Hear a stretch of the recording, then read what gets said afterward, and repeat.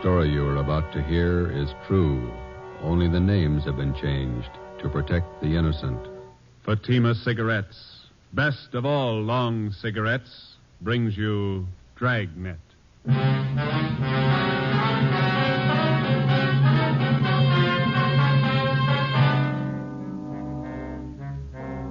You're a detective sergeant.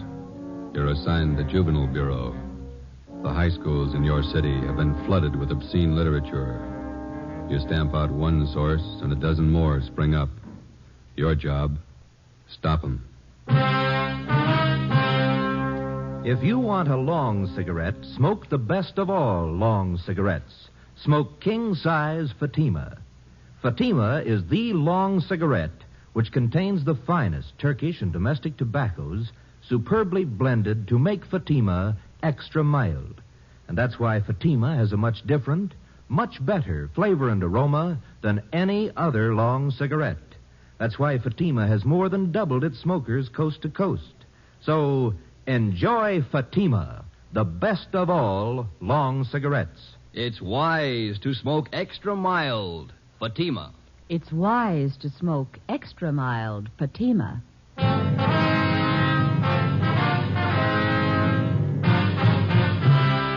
Dragnet, the documented drama of an actual crime. For the next 30 minutes, in cooperation with the Los Angeles Police Department, you will travel step by step on the side of the law through an actual case from official police files. From beginning to end, from crime to punishment, Dragnet is the story of your police force in action. It was Monday, October 21st. It was cool in Los Angeles. We were working the day watch out of Juvenile Bureau. My partner's Ben Romero. The boss is Inspector Lester, commander of the Juvenile Bureau. My name's Friday. It was 10 a.m. when we got to the auditorium of Canfield High School. Stage door. Guess we go right out onto the stage. Yeah, we better wait till we're called, though, huh? You're the man from the police department? Yes, sir. This is Sergeant Romero. My name's Friday. Howdy do. How do you do? I'm Paul Fisher, the principal here. Come right out onto the stage and we'll get the meeting started. Yeah, all right. Yes, sir. Just have a chair there. Thank you. Is the microphone on?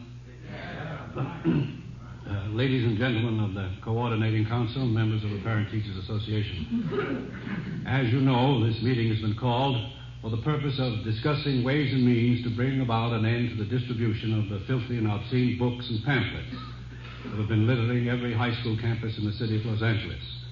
We've tried every means at our disposal to clean this matter up, and they all seem to fail. On the advice of the Coordinating Council and Mrs. Randall to the PTA, we've called in the authorities. Here to discuss the matter with us this morning are two officers connected with the Juvenile Bureau of our police department. Sergeant Romero and Sergeant Friday. And now, may I turn the meeting over to Sergeant Friday of the Los Angeles Police Department. Thank you. Ladies and gentlemen, the only way we're going to get to the bottom of this thing and put a stop to it is to get all the information we can on where this lascivious material is coming from. Now, you people, as parents and teachers of the children who are buying and reading this stuff, might be able to give us some help. So, if it's all right with you, Mr. Fisher, I'd like to hear from some of the people sitting out there, if I may. Certainly. Go right ahead. Thank you. Well, if any of you people have anything to say or any information, any questions, why, we'd be glad to listen to you and do our best to answer your questions.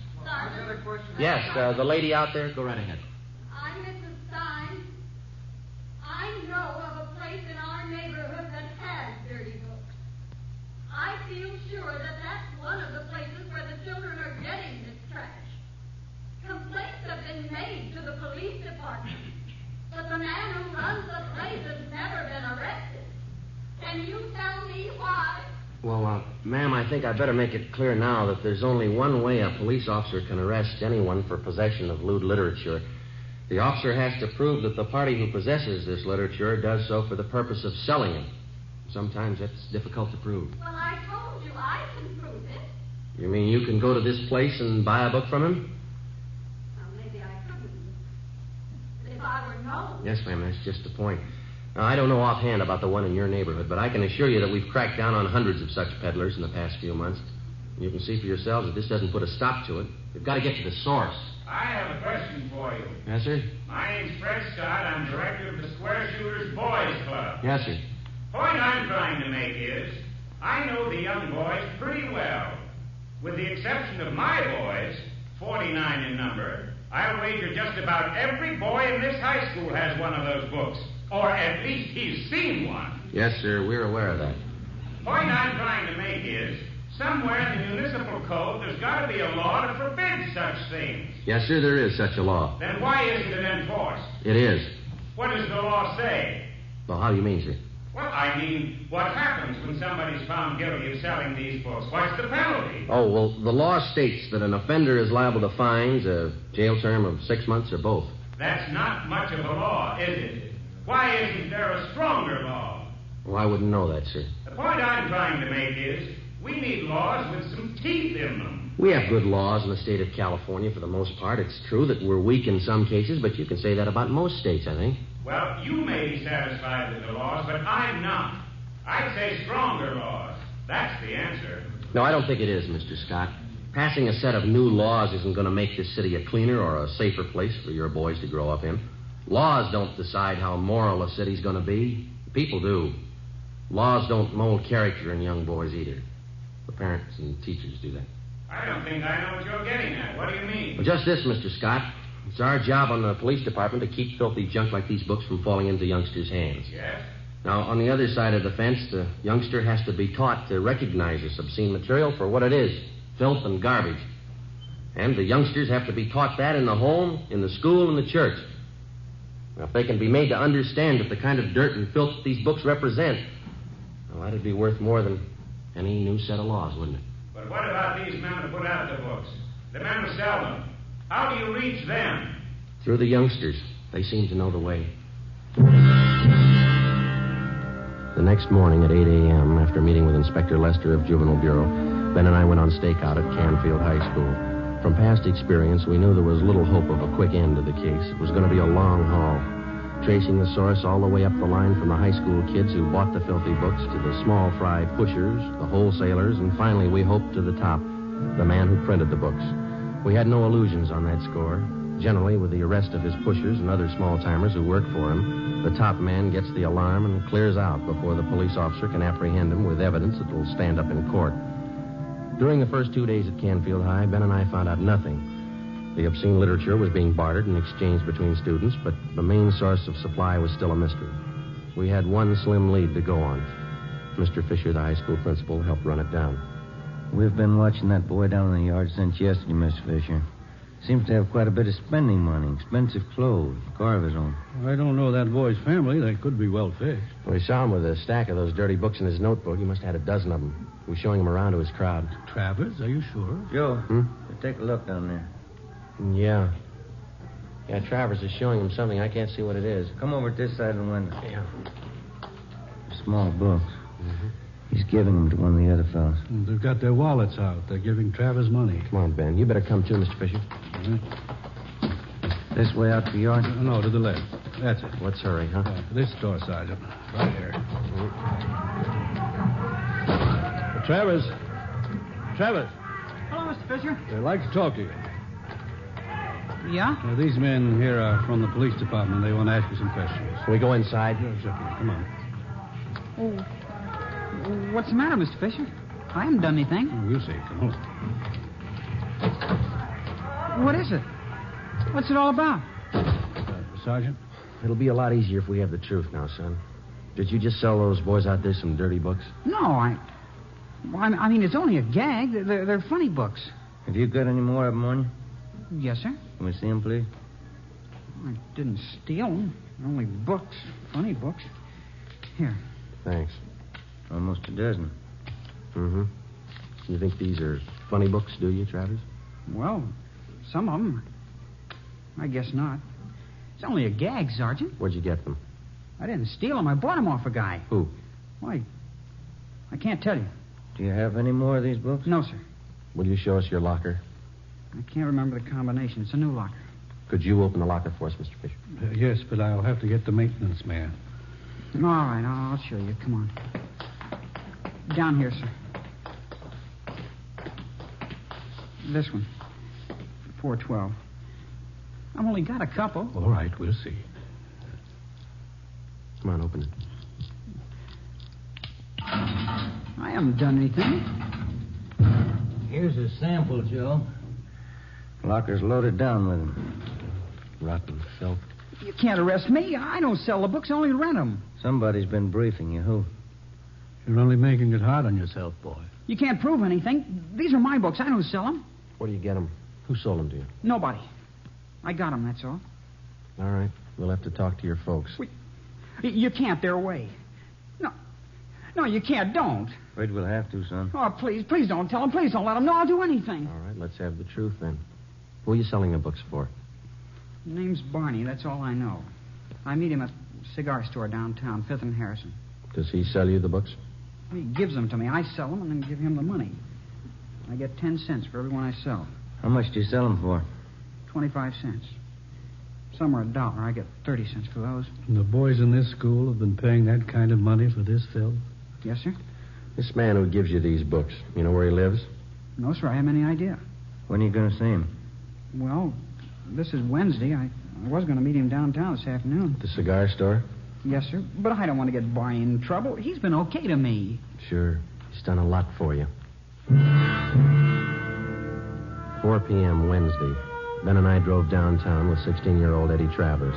We parked the car near the corner of 5th and Harrison and kept an eye on the cigar store. We waited. No sign yet, Travers? No, sir. Barney usually waits by the newsstand there. I haven't seen him yet. How long you been selling for this man, son? About 3 months, maybe 4.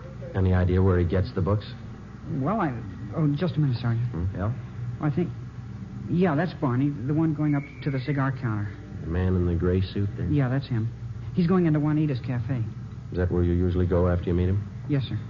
You better take the boy back to the office, Ben. I'll tail this guy and see what I can find out. Okay, you want me to pick you up later? No, I'll call you at the office.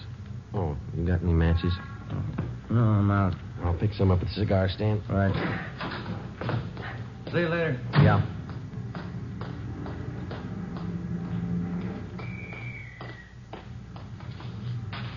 Box of matches? Oh, yeah? And pack of spearmint, too. All right, sir.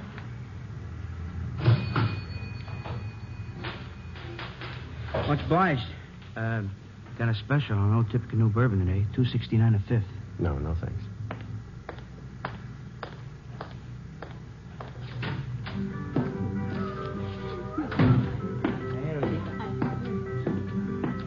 Hey, Rosie. Rosie, another tamale when you get time, huh? All right, Barney, don't come in.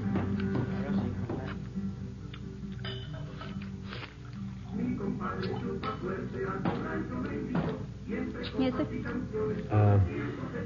Let me have chicken tacos, side order of fried beans, and a cup of coffee, huh? Chicken tacos on one, side of beans. Another tamale. Anything else, Barney? Yeah, some more coffee, huh, Rosie? Tamale on one. Hey. Slide the ketchup down there, will you? Yeah, here you go. Thanks. They got good tacos in there. Lots of meat of them. It's fresh stuff. Yeah. There's the sugar. Oh, thank you. Hey, Rosie. Yeah. Here, Rosie. Yeah. I got some new ones in just today. Whole stack them. What are you talking about? You know, the picture books. Good ones. You can make some money on the side. They'd sell good around here. Listen, Barney, I told you once, no. Oh, come on, here. Look them over. These are good ones. I said no, that lousy junk. The next time you bring that stuff in here, I tell the boss, understand? Now eat and get out. Well, that's a real funny thing. Looks great, but boy, what a cold potato. Yeah? Come on, eat and get out and take that junk with you. Nah, cold potato. I don't like the chowder anyway. Well, coffee's certainly cold. Yeah. Yep. You probably get a big boot out of these. Take a look. That's pretty good. Yeah, it's good quality stuff. Yeah. Give me that little book there. Let me show you one. Wait a minute. Yeah. Wouldn't that kill you? Yeah. How about sell me one of them? Okay. 4 bits for the small ones, $1 for the big ones. Wait a minute. Let's see, I got 14 of them here. Tell you what I'll do. I'll make you a deal. You can have the whole works for $10. Okay. You got any more? Well, you going in business for yourself? No, I got a newsstand out in Riverside. Books like this ought to go fast. I think I can probably handle another $25 worth. Ah. I got the rest of them back at the hotel. Some of them are in color. Huh? You want to meet me there tonight? Around 7? Where's the hotel? Well, you go straight up 6th Street from here. It's just 1 block on your left. It's called the Denver House. I'm in room 337. You going up there now? Well, I was supposed to meet some guy, but... Yeah, we can go now. How about a check, Rosie, huh? Yeah. Hey, you'll probably be wanting more of these. I can put you on my mailing list. Okay. The prices are right. I don't want to pay retail. Nah, we can work out a deal. Come on, let's go. Okay. Hey, that Rosie, huh? She's really put together. Yeah. Too bad she's a real cold potato, though. Some are like that. Yeah. No sense of humor.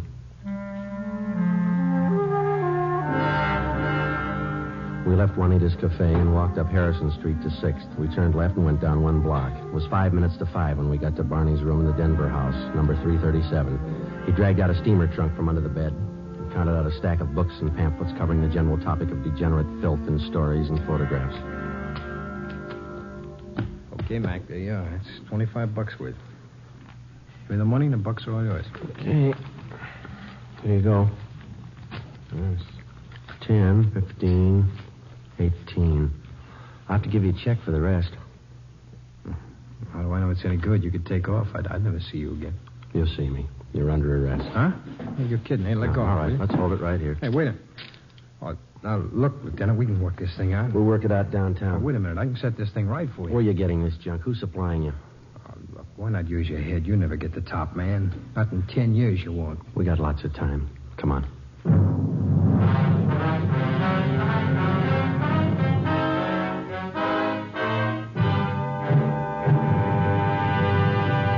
You are listening to Dragnet, the case history of a police investigation presented in the public interest by Fatima Cigarettes. If you smoke a long cigarette, it will be in your interest to listen to a typical case history of a Fatima smoker.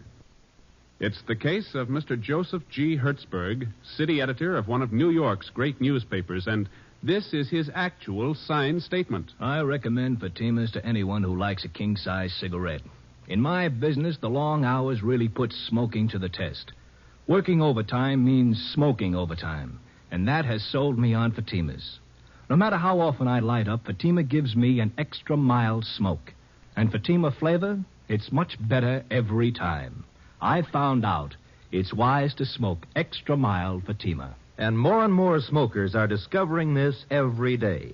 Actual figures show Fatima has more than doubled its smokers coast to coast. So enjoy Fatima yourself. The long cigarette, which contains the finest Turkish and domestic tobaccos, superbly blended to make it extra mild. You will prefer Fatima's much different, much better flavor. You will agree. It's wise to smoke extra mild Fatima.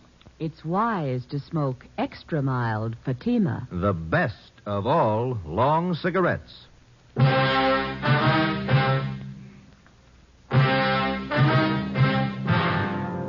filthy literature racket feeds on the curiosity of youngsters and the stupidity and ignorance of adults.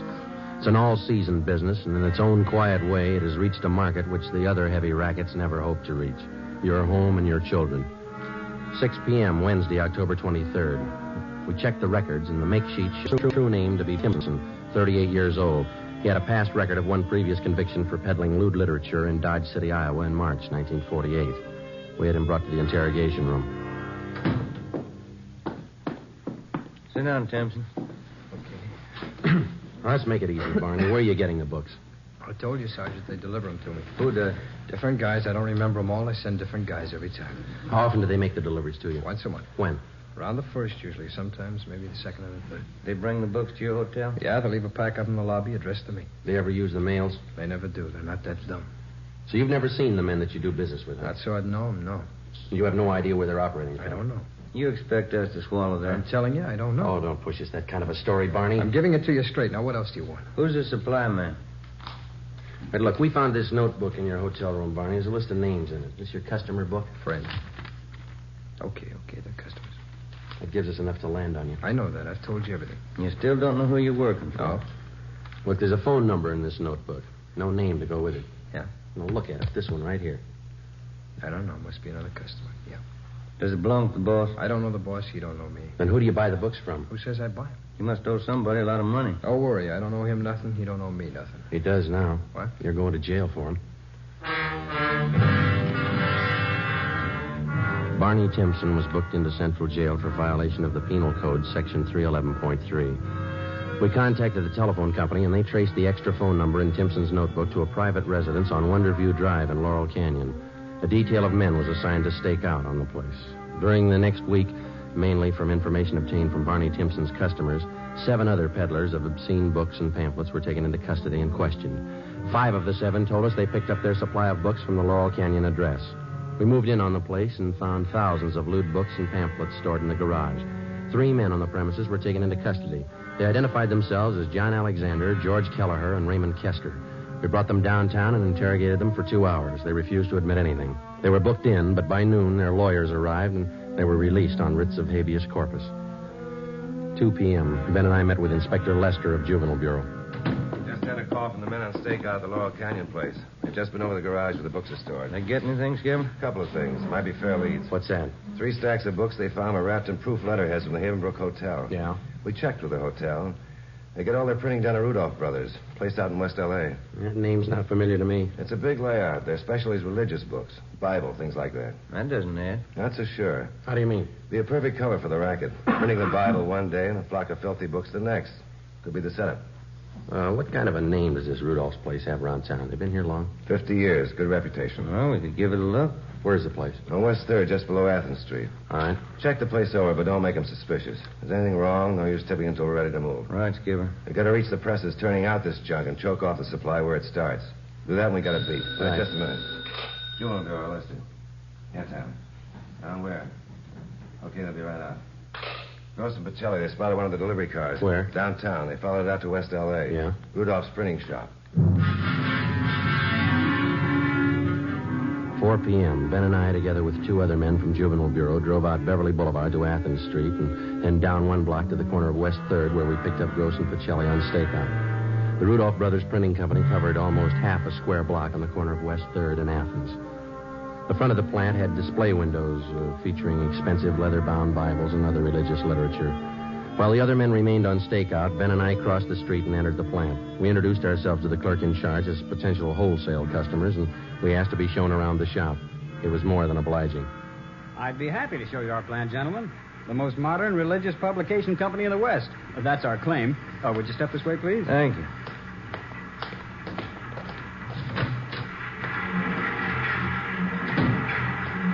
On your left there, those are 3 of our new Ludlow machines. Excellent mechanisms, needless to say. Mm-hmm. You must employ quite a few men in here. 65 full-time. Enough to meet any emergency west jobs you might want done. Now, over here are Bush Emerson hand presses. Oh. You handle only religious books, then, nothing else? That's right, sir. We specialize exclusively in that. You don't take in any small contracts, school journals, things like that? No, our steady customers take up all of our time. Here on this stone, you see the pages of a new prayer book we're getting together. Very ultra. Mm-hmm. An entirely different kind of typeface. Oh, is that so? Yes, and back there, along the wall, are new linotypes. The very latest, monotypes. Then the proof presses. Next to them are proof readers. And the flatbed truslow press beyond that. Seems like lots of activity. Business is pretty good, I guess, huh? Oh, yes, we're kept pretty busy. Quality printing is always in demand. Yeah. Well, thanks very much for showing us around. Not at all, gentlemen. Anytime. Here, this way out. All right. I'll get you one of my cards here. There you are. Oh, thank you. And when you're ready to do business, why, just give me a call. I'd be glad to take care of you. All right, sir, thanks. We'll do that. Good afternoon, gentlemen. Goodbye. All right. What do you think? You got me. Nothing out of place. Yeah, whatever system they're using, they got it down pat. Bibles, prayer books, church announcements. That's all I saw. Hey, Ben, look. That man getting out of that car going into Rudolph's there? Alexander, the guy we picked up this morning on Laurel Canyon. Yeah. What's the answer? I don't know, but it's got to be somewhere in that print shop. We went back to the car and waited. The stakeout on Rudolph's printing plant continued. 6 p.m. The lights in the display windows went out. The shades were drawn. We watched the employees leave. 6:30 p.m. The lights in the plant were still burning. Gross went down to the corner and picked up some hot dogs and coffee for our dinner. We ate in the car. 7:30 p.m. A black Cadillac convertible pulled up across the street. 2 men got out and let themselves in through the front door. We waited. Between 7:30 and 8 p.m., we counted 21 men entering the plant. That printing press is starting up. Okay, let's move. Hey, Gross, you and Pacelli want to go through the back, and Ben and I will take the front. Right, let's go, Mike. Come on. It's a neat setup. I had it all figured. Yeah, you didn't spot any side entrances, did you? No. Here we are. Can you try the door? Yeah, it's no good. All right.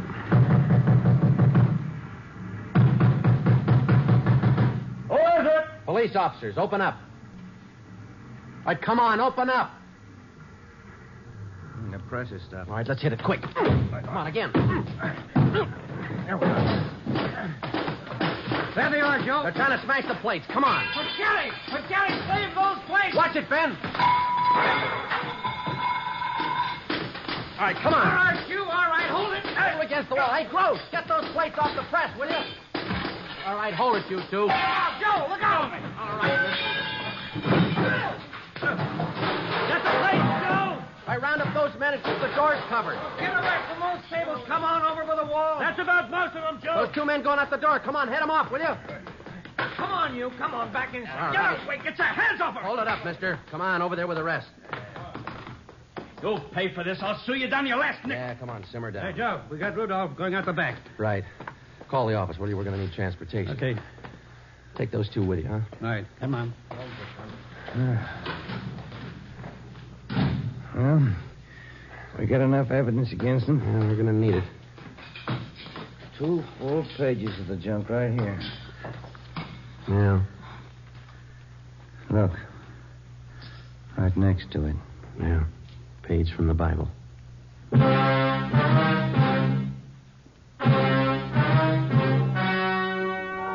The story you have just heard was true.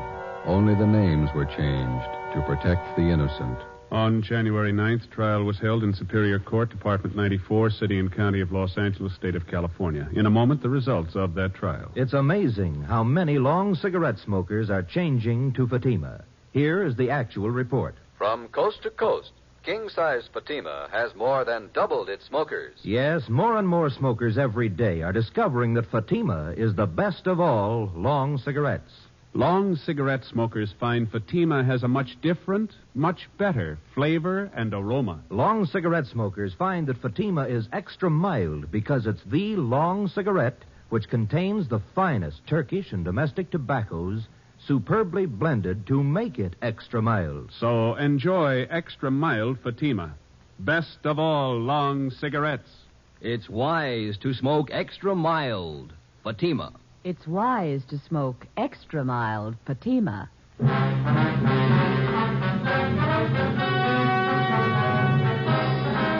Frank Rudolph and 16 of his accomplices were tried and convicted of possessing lewd and lascivious literature for the purpose of sale. They received sentences as prescribed by law and are now serving their terms in the county jail. Remember this Saturday, because that means Dimension X on NBC.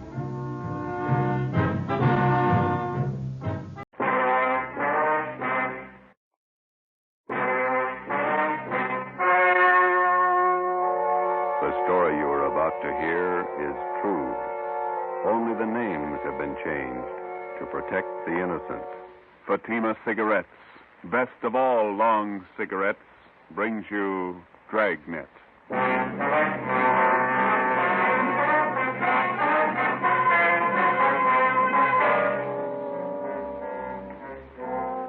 You're a detective sergeant. You're assigned to robbery detail. 4 young hoodlums wanted for a series of robberies are headed for your city. They're armed, reckless, cold-blooded. Your job, get 'em. If you want a long cigarette, smoke the best of all long cigarettes. Smoke king-size Fatima.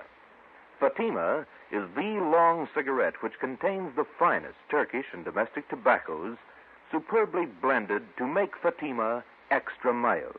And that's why Fatima has a much different, much better flavor and aroma than any other long cigarette. That's why Fatima has more than doubled its smokers coast to coast. So, enjoy Fatima, the best of all long cigarettes. It's wise to smoke extra mild Fatima. It's wise to smoke extra mild Fatima.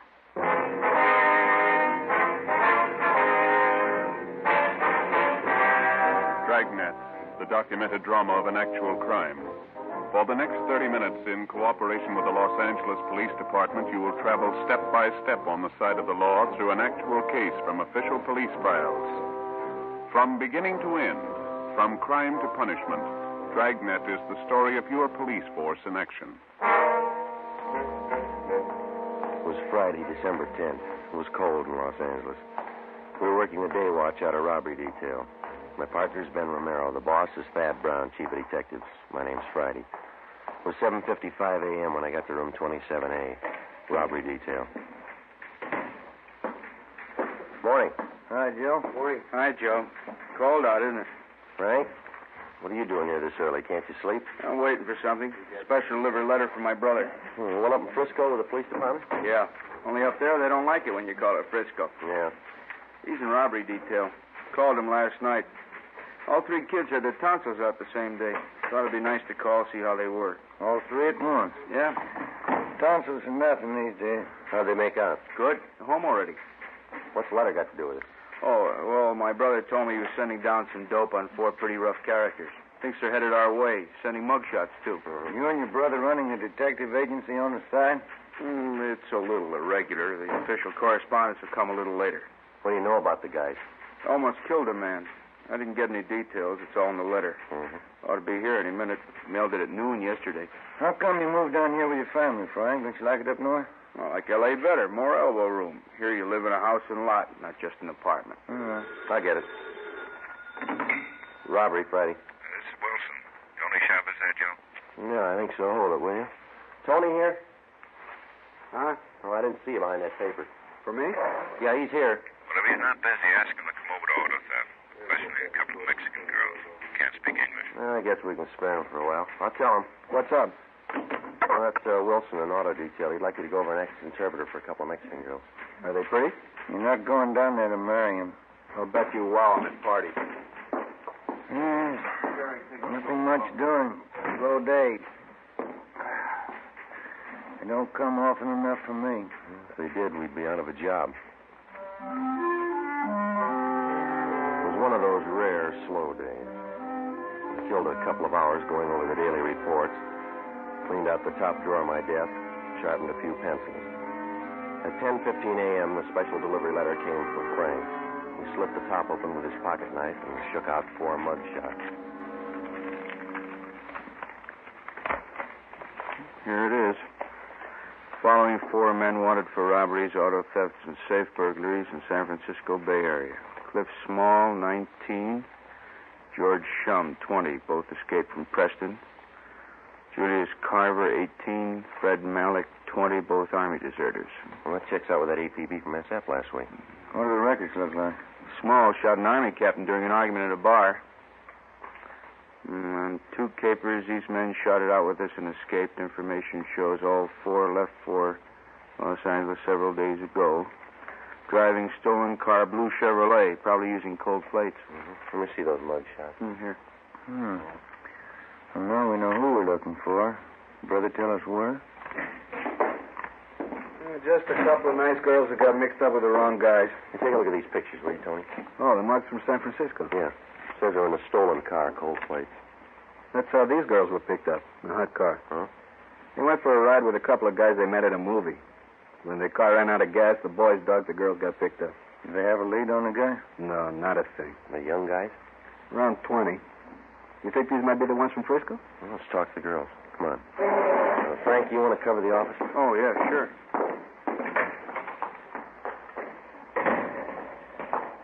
Do they speak English at all? Not enough to make sense.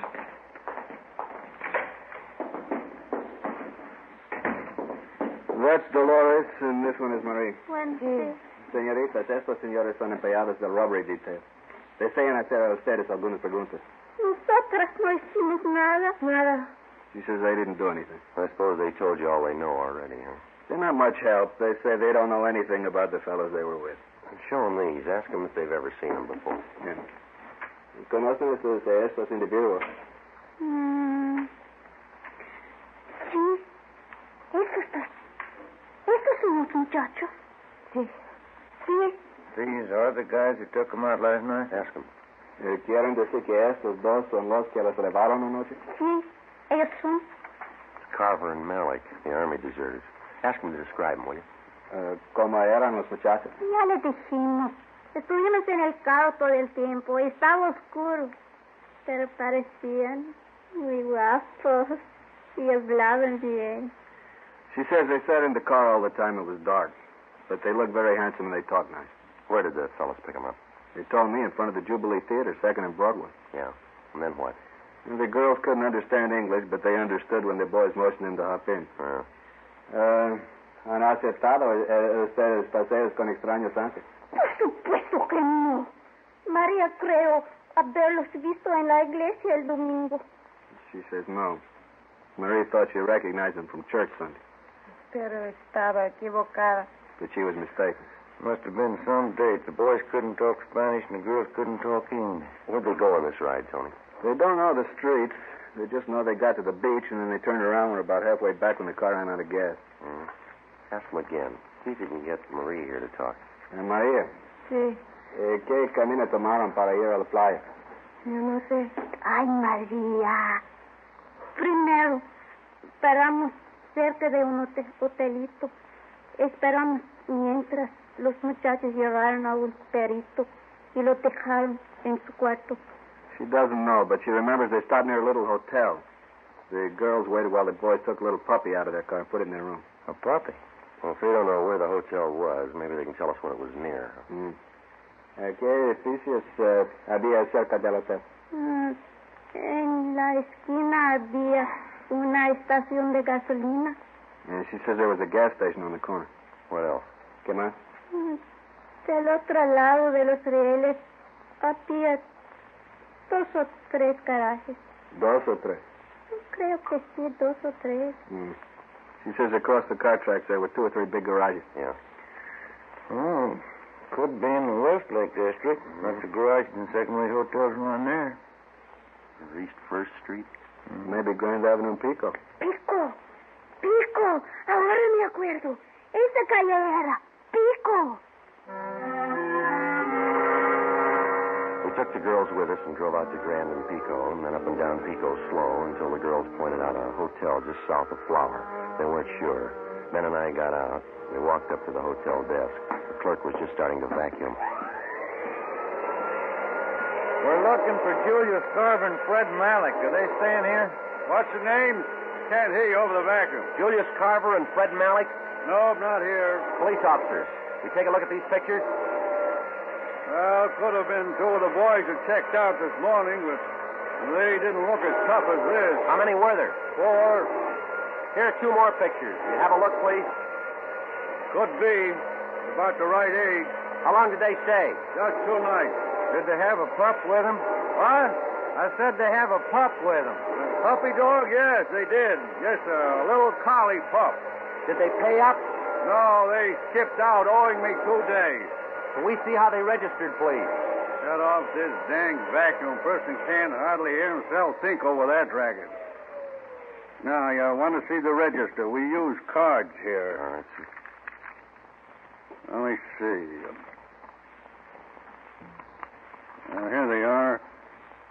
Bob Reynolds, Jack Sharp, Jim Smith, and William Grant, Las Vegas, Nevada. I must have picked those names out of a hat. They say where they were going? No forwarding address. Do they write these cards out themselves? You bet they did. That's the law. You mind if we borrow them for a while? We'll have them photostated and returned to you. We're supposed to keep them, you know. You'll get them back. I like to do everything legal. Those boys in some kind of trouble? They leave anything in their room? They did. It's all in the vacuum. If I happen to come back, give us a ring, will you? Here's that card. Robbery detail. Who'd they rob? They took you for 2 days' rent. It was 2 p.m. when Tony Chavez picked us up. He had Frank O'Donnell with him. We stopped at a dairy lunch, and I called the office, and we split up into 2 teams. While Tony and Frank checked parking lots in the neighborhood for stolen cars, Ben and I ran down the other hotel. In the next 3 hours, we talked to a dozen desk clerks and rooming house managers. Always the same answer, no. 5:30 p.m., we tried the Achilles Hotel on Grand Avenue. We walked into an overheated lobby crowded with modern furniture. There were a couple of canary cages in front of the faded wall tapestries. The desk clerk was a woman in her early 40s. Good afternoon, ma'am. Police officer. Police officers. Walter! Walter, will you see what these policemen want? We'll just take a minute. We'd like to know if you recognize these pictures here. No. This one? No. No, we only take in honest, hard-working men. Sure. Don't like anybody lazing around the rooms all day. Keeps me from cleaning up. If your room has got a collie pup. A dog? I'd die before I'd allow a dog in this house. Well, if these fellows with a dog try to rent a room, would you please phone us? Here's the number. Lily.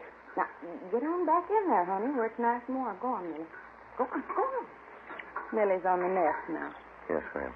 We'd appreciate you watching for these men. For your own protection, too. No, I'll let you know. Thank you, ma'am. Let's go Oh, back. say, before you go, would you gentlemen do me a favor seeing as how you're a policeman? Yes, ma'am. Mr. Marinelli up in room 14's a week behind his rent. Would you do me a favor and go up and talk to him? I'm sorry, lady. We can't handle that. That's a civil matter. I'd advise you to go to room 260 down to City Hall. See the city attorney. They'll help you. Walter, what'd I tell you? They won't do it. That's the way it went. It was dark out now and getting cold again. We walked back to Pico and Flower to pick up Frank and Tony. Tony was there waiting for us. Hi. Come on up to the next corner. Frank's up there. He's got a hot car staked out. Yeah? Just half a block from the hotel where the guy checked out. You had any luck? No. You find anything in the car? Key's still in it, nothing else. Well, they could have stolen it last night after they left the girls, huh? I called in and checked. It was taken in front of 1192 Doheny Drive between 2 and 4 this morning.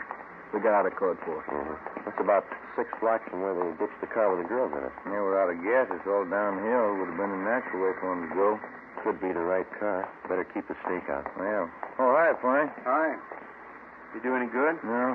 Frank, you and Tony want to go eat, and Ben and I'll cover the car. When you get back, we'll go for chow. Good deal. Swell. Come on. Well, let's sit in the car, huh? Yeah, all right. Go ahead. Mm-hmm. Get the radio on. Want a cigarette? No.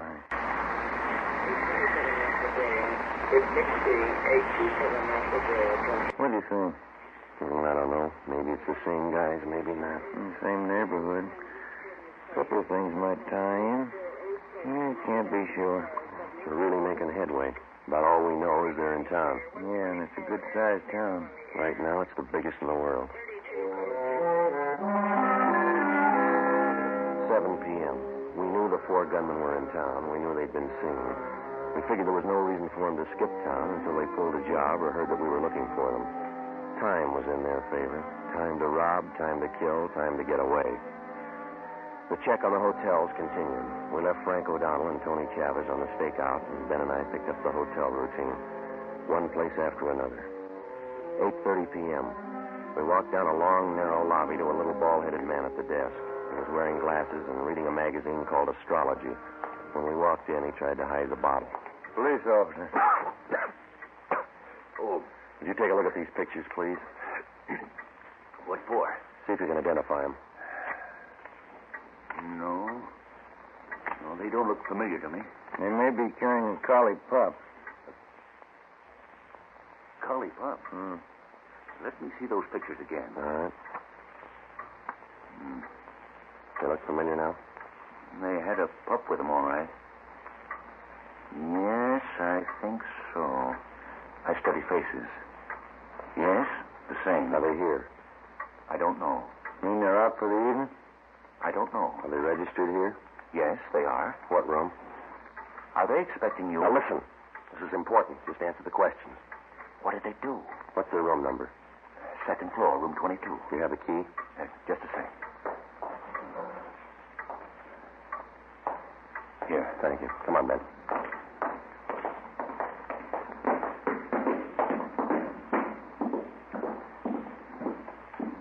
Cover me. 22.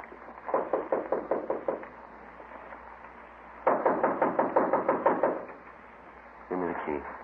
Here. Now watch it. Well, maybe we're home. Clothes, shoes, all the stuff's here. They'll be back.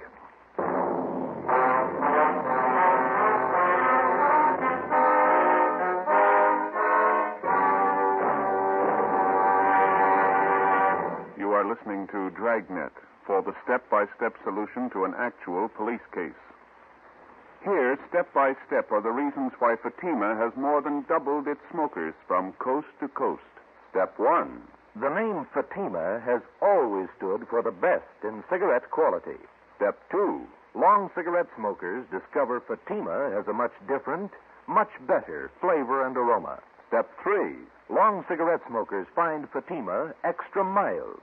Fatima is the long cigarette which contains the finest Turkish and domestic tobaccos superbly blended to make Fatima extra mild. And that's why more and more smokers every day agree it's wise to smoke extra mild Fatima. It's wise to smoke extra mild Fatima. Yes, the name Fatima on that gold and yellow package is your insurance of an extra mild smoke. So enjoy king-size Fatima, the best of all long cigarettes. In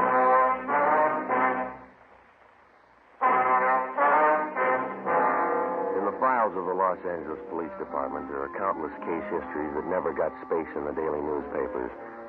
The case of Cliff Small, George Shum, Julius Carver, and Fred Malik was one of these. 4 young hoodlums wanted for a series of robberies and petty burglaries.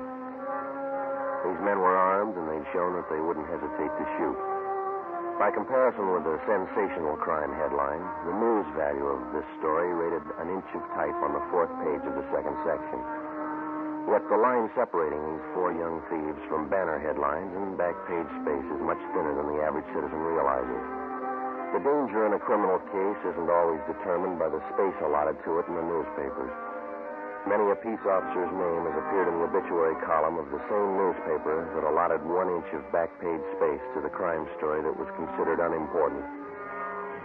I phoned the office and asked for 2 men to cover the stolen car. As soon as the replacements arrived, Frank O'Donnell and Tony Chavez left the stakeout on the stolen car and joined us at the hotel. It was 8:55 p.m.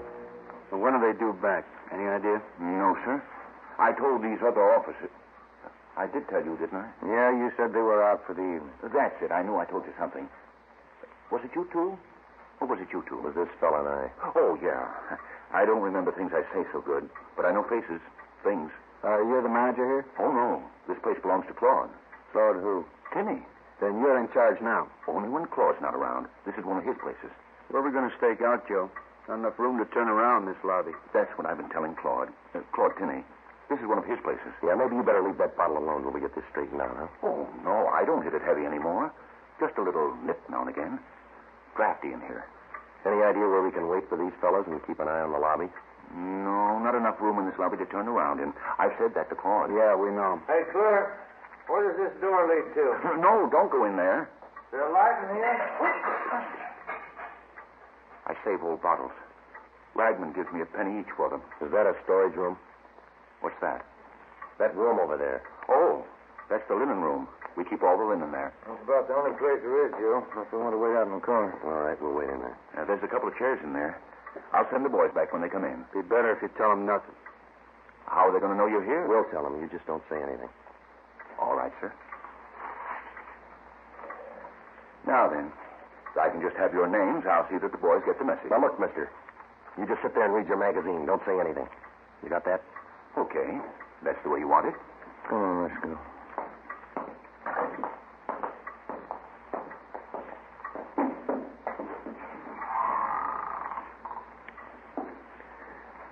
What's that smell in here? Bleach, honey. Strong. Oh.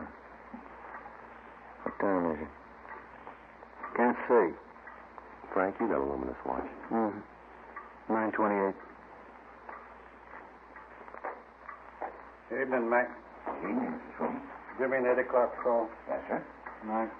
Good night.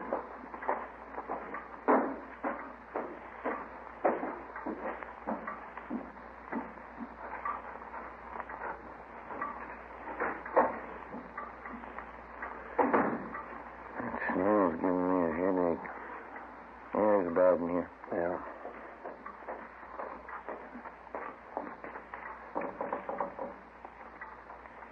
Is there anything I can get you, gentlemen? No, you just stay at the desk, will you, please?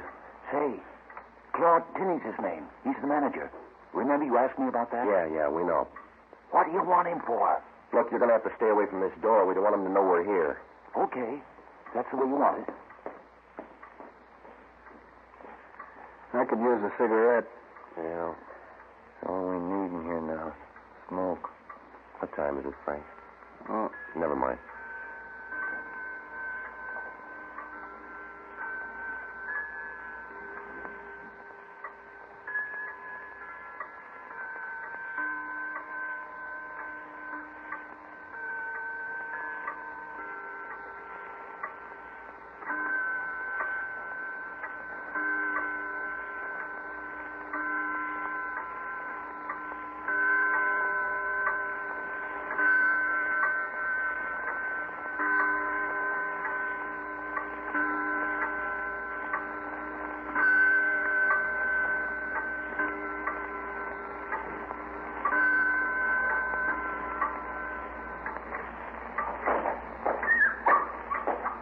That's it.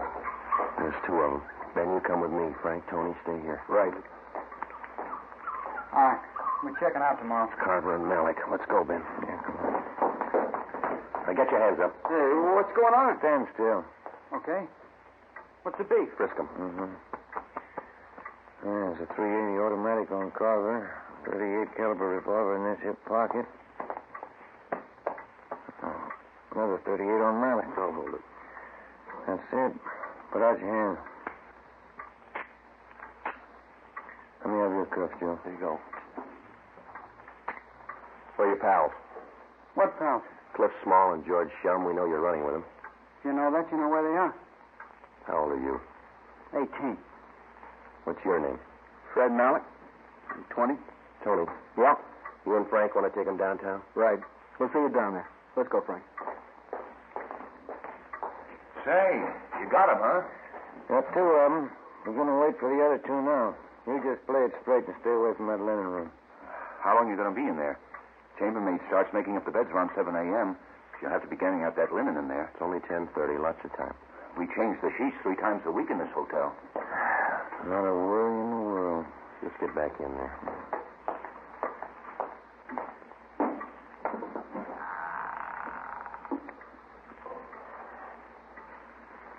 I know what that smell is in here. It's Lysol. Yeah. Oh, I forgot about that pup. That'll be the tip-off. I'll go get him.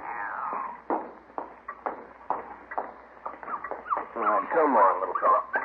Here we go. Come on, boy.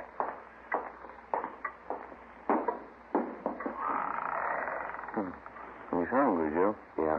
Look, I'll put him down on the floor. Don't step on him.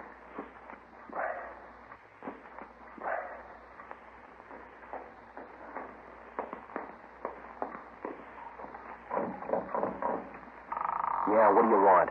Are you going to wait for the other two boys? Yeah, will you get away from the door? Say, I want to help you all I can. Yeah. That fuzzy little pup of theirs, he's running all around the lobby. Yeah, we've got him in here. Yeah, you better go out there and get him. He's barking. It'll tip him off. Yeah, all right. Now go on back to the desk. All right, then you stay in here. I'll see if I can catch him. He comes around here again, he'll have to wait in here. You see your watch? No? Must be around 11. Yeah, must be.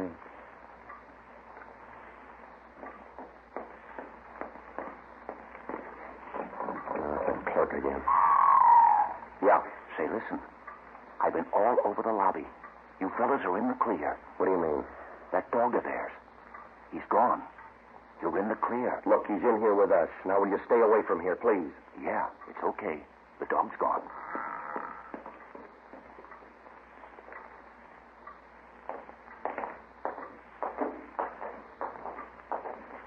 Hey, Pop, give me the key for room 22. Yes, sir. That's their room. Come on. Yeah. Get your hands up. Watch him, Joe. Wait a minute, you. You hold it. Get your hands Come off on, me. get your hands up. You didn't have to slap me. You didn't have to pull that gun. All right, now over here. Stand still. 38 revolver on this one. Here it is, 45 Colt. What's your names? I'm Cliff Small. He's George Shum. How old are you? 19. Cops? If we weren't, you'd be in a lot more trouble than you are. That's all of them. Yeah. Now let's feed that pup. 12:15 a.m. We took the prisoners down to the city hall to the interrogation room. Tony Chavez and Frank O'Donnell were there with the other two, Carver and Malik. While Ben helped question the suspects and made out the necessary reports, I went across the street to the Federal Cafe. I picked up 2 10-cent bottles of milk and a few slices of bread. Look at him go. He was hungry. Yeah? How'd you come out? Well, I got it all here. Let's see. 4 stolen cars, 8 known robberies in San Francisco they copped out to. 3 jobs in Portland they admitted. You remember that Bakersfield liquor store hold up about 4 weeks ago? A Watson job? They pull that? Yeah, probably a lot more. They haven't told us all of it yet. Got out an APB. We'll probably get a lot more warrants on them. Well, that's it. None of them are even old enough to vote yet, but they've committed practically every crime in the book. Just one thing more left to work out. What do we do with the pup? How about the SPCA? That's fine home for him. No, not this little guy. Why don't you take him, Tony? You got kids. You got a deal. Aquí, perito. Tu madre era cole, pero de hoy en adelante eres pero policía. Translation. Your mother was a collie, but from now on you're a police dog.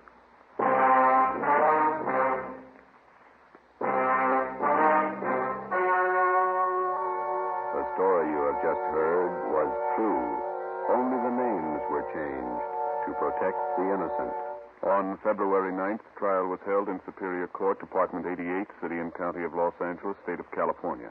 In a moment, the results of that trial. It's amazing how many long cigarette smokers are changing to Fatima.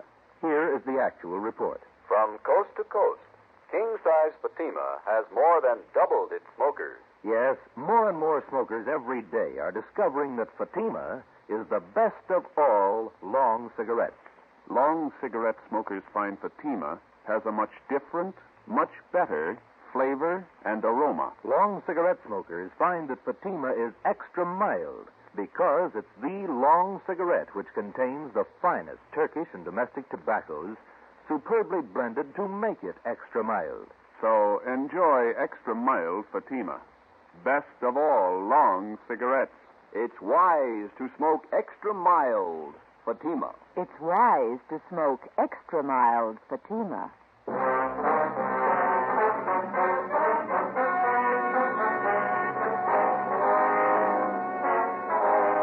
Clifford Small, George Shum, Julius Carver, and Fred Malik were released to San Francisco authorities where they were tried and convicted on 8 counts of robbery in the first degree. A hold was placed on them by the state of Oregon. They are now serving their terms in the state penitentiary. You have just heard Dragnet, a series of authentic cases from official files. Technical advice for Dragnet comes from the Office of Chief of Police, W.A. Wharton, Los Angeles Police Department. Fatima Cigarettes, the best of all long cigarettes, has brought you Dragnet from Los Angeles. Tomorrow, hear the Ronald Coleman's charming series, The Halls of Ivy, on NBC.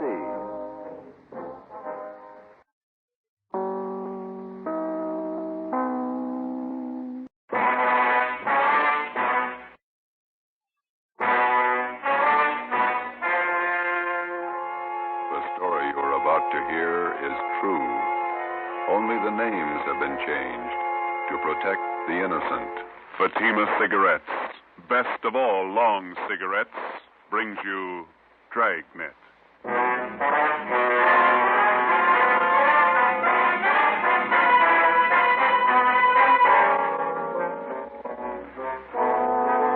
You're a detective sergeant. You're assigned to homicide detail. Attempts have been made on the life of a notorious hoodlum in your city. His death could mean an open gang war. Your job, stop it. If you want a long cigarette, smoke the best of all long cigarettes. Smoke king-size Fatima. Fatima is the long cigarette which contains the finest Turkish and domestic tobaccos superbly blended to make Fatima extra mild. And that's why Fatima has a much different, much better flavor and aroma than any other long cigarette. That's why Fatima has more than doubled its smokers coast to coast. So, enjoy Fatima, the best of all long cigarettes. It's wise to smoke extra mild Fatima. It's wise to smoke extra mild Fatima.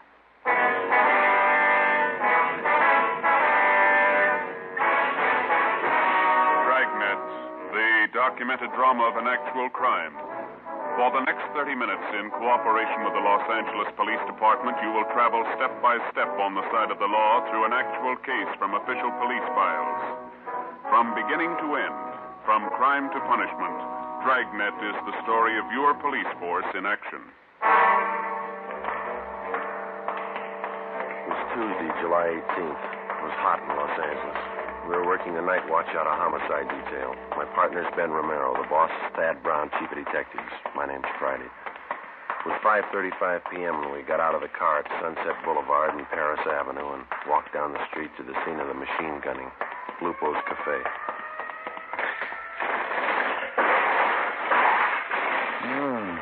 Look at that, Joe. Yeah. Ripped out the whole front of the place. Yeah. Hi. Yes, sir. Romero and Friday, homicide. Oh, I'm Sheldon from Hollywood Division. Taylor and I picked up the call in our car. Nobody hurt. What's the story? Just a second. It's Captain Elliott. Hold it a minute, will you, Sheldon? Hi. Hi, Captain. Not much of it left. Sheldon here was in the cruiser car. He'll fill us in. All right. The intended victim was Gus Valentine. He's over there with Taylor, my partner. Yeah. Mm-hmm. According to Valentine, he stopped in the restaurant here for a drink. He was in there about 15 minutes, came out to hail a cab, and this car came around the corner. Down there, Sunset and Clayton. They whipped by close to the curb and opened up. Mm-hmm. I've got the laundry there on one side of the place and a dry cleaning joint on the other side. Yes, sir. Miracle, but nobody was hit. Did you get anything on the car? Nothing so far. Happened so fast, nobody got a good look at it. How about Valentine? Does he have any idea? I don't know. Taylor's getting the information. Nobody saw anything? Any witnesses? Yes, sir. A couple. Newsboy Tim Benson, the lady in the dry cleaning place, Agnes Rebard. Mm-hmm. Neither of them got a license number. Okay. I'd like to talk to Valentine. Sheldon, keep the area clear, will you? Lab men are on their way out. Yes, sir. Come on.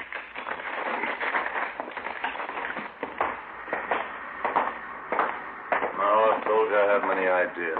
Green Ford sedan, that it? Yeah.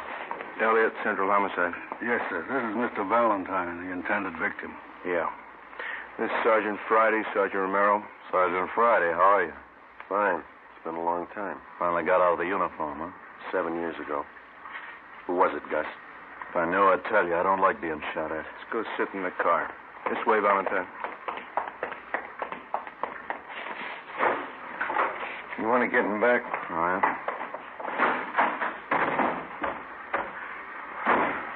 All right.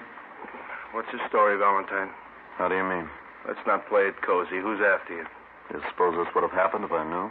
Who's carrying the beef? Somebody's unhappy with you. You must know who. I don't. You know what kind of a car it was? I told the other cop over there. Sedan, green Ford. We're not going to press you, Valentine. You might as well know how we peg this kind of thing. Yeah?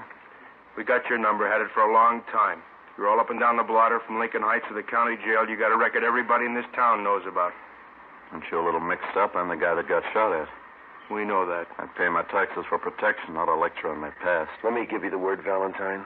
I've known you for a long time, and I've read about you in the newspapers. I've watched your so-called climb from two-bit penny ante rackets all the way up. Now, you've been told more than once about keeping your nose clean. This is a switch, isn't it? Man gets shot at, cops read riot act, innocent victim. Look, we know you and we know that crowd you run with. If you want to start a war, run a battlefield. Don't pick the streets of Los Angeles to fight it out. I think I asked for it the way you men talk. You did somewhere up and down the line.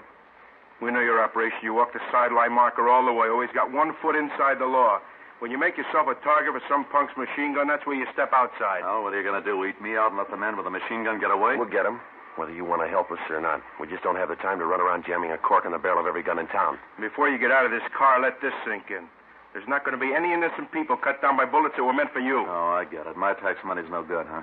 I pay a bigger chunk than most of the clouds in this town. You haven't got a clear title to the city yet, and until you do, don't set up a shooting gallery. Oh, what do I do? Dig a foxhole till you get ready to tab whoever's taking pot shots at me? You can tell us who it is. You got all I know. Don't you think I'd want him picked up? I think you're a liar. I think you better square your beef and knock off this gangster stuff.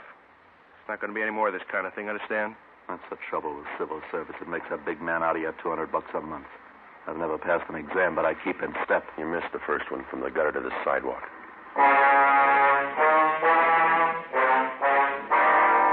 Almost without exception, every city in the United States has its Gus Valentine.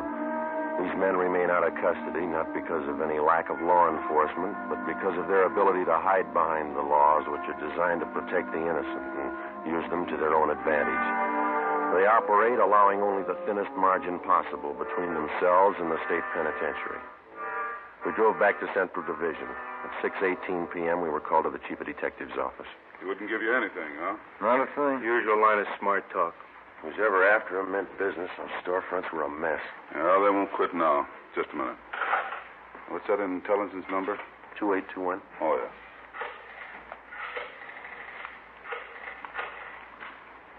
This is Brown. Captain White gone home? No, ask him to come up to the office, would you, please? Thanks. If they do manage to tag Valentine, could cause a pretty sour mess. He's got enough flunkies around to parlay it into a fair-sized shooting war. Seen him started on less. Was there any chance of pulling Valentine in until things simmer down? No chance. We got nothing on him. Nothing we can prove. He's got a few boys close to him. Maybe one of them could tell us. Same two lawyers work for all of them. We'd pull them in, they'd be out in an hour in a writ. You want to see me? Yeah, White. Sit down. That Valentine shooting this afternoon. Yeah. What's your guess? There's been some talk. We heard he was hot. You knew that. Yeah. The way we figured, he's getting too big for his pants. He's coming up fast. Stepped on a lot of toes on the way. Shouldn't be too tough to find out why. That's half of it. If we get that much, maybe we can find out who. You got a big field to pick from. I can find you a dozen possibles. Well, we don't need a dozen. All we want are the ones in that car this afternoon. Who do you figure, Captain White? Well, I kind of go along with Joe. Like I said, I think maybe we'll be able to peg Y a little faster. And we can go from there. All right. Well, let's take what we know about the guy.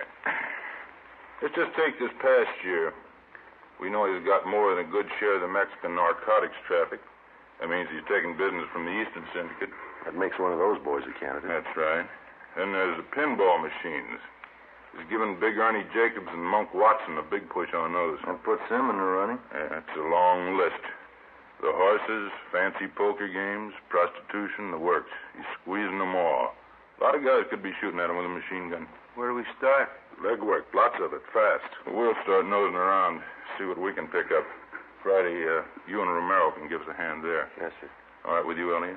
Fine. I don't have to tell you we've got to move as quick as we can. We've got a lot of places to hit, and we haven't got too much time. We'll keep Valentine under surveillance to make sure he doesn't try to square things with a gun.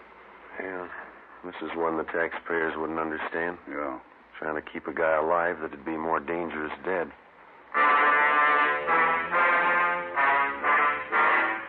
Wednesday, July 19th. Ben and I started making the rounds to find out why someone was out to get Gus Valentine.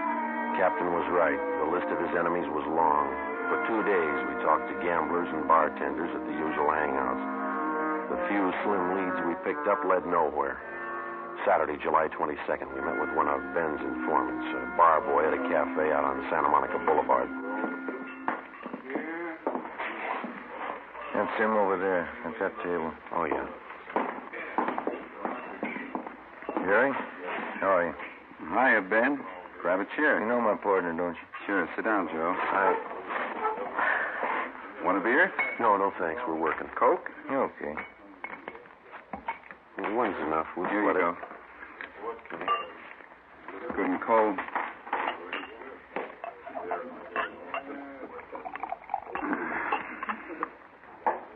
Doctor cut me down 1 beer a day.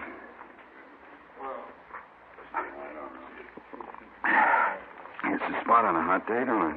Yeah. What about Valentine? What about him? You hear anything since I phoned you? A couple of things. Word's getting around he's a welcher. Horses?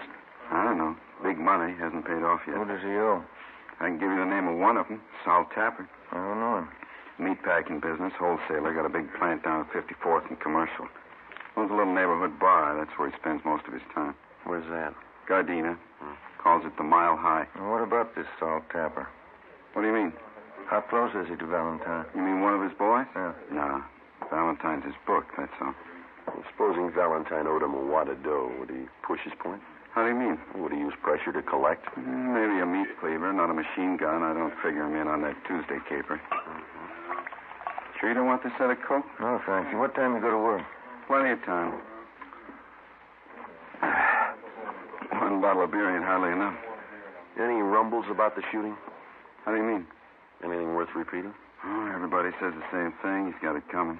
Who is everybody? The homeowners, neighborhood Joes. They got it all pegged. What's the popular guess? A dame. Well, that's about it, huh, Jerry? That's about it. What's your guess? Fresh out, I don't know. How come you guys are so worried about Gus Valentine? I didn't think you cared whether he lived or died. Either way, we're in trouble. We left the cafe on Santa Monica Boulevard and drove out to Gardena to the Mile High Bar.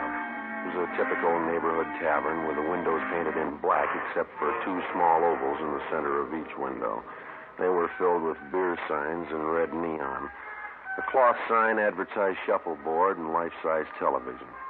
Inside, the walls were covered with alpine mountain climbers trying to fight their way up a mountain that looked twice as steep as the Matterhorn. Give me 10 nickels, will you, Lynn?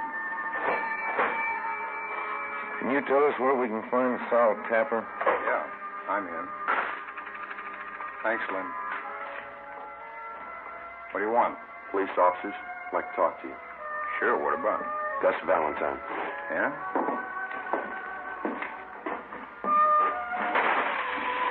He owes me money. Is that all you've got against him? As much as he owes me, that's enough.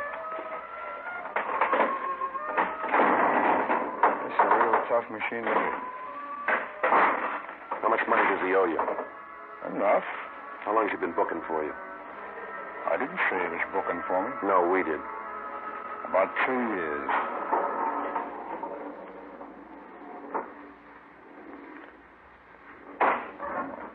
Come on. Get it. 4,000 on the first ball. I got to do better than that. Where were you Tuesday afternoon? At the packing house. Can you prove it? Would I say it if I couldn't prove it?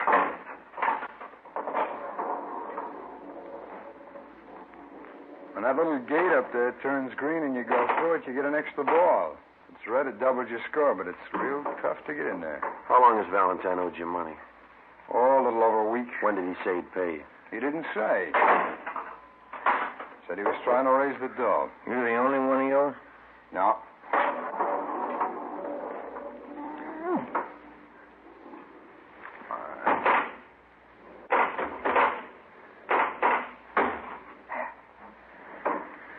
There's a couple of more guys in town. You know who they are? No. How do you know he owes somebody besides you? I heard. Did he say why he hasn't paid up?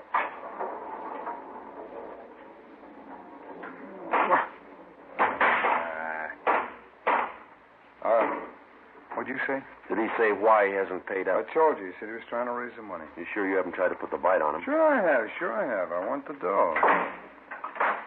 But I didn't gun him. Somebody did. Yeah, I know. It wasn't me. You had a reason. It's a lot of people. Yeah.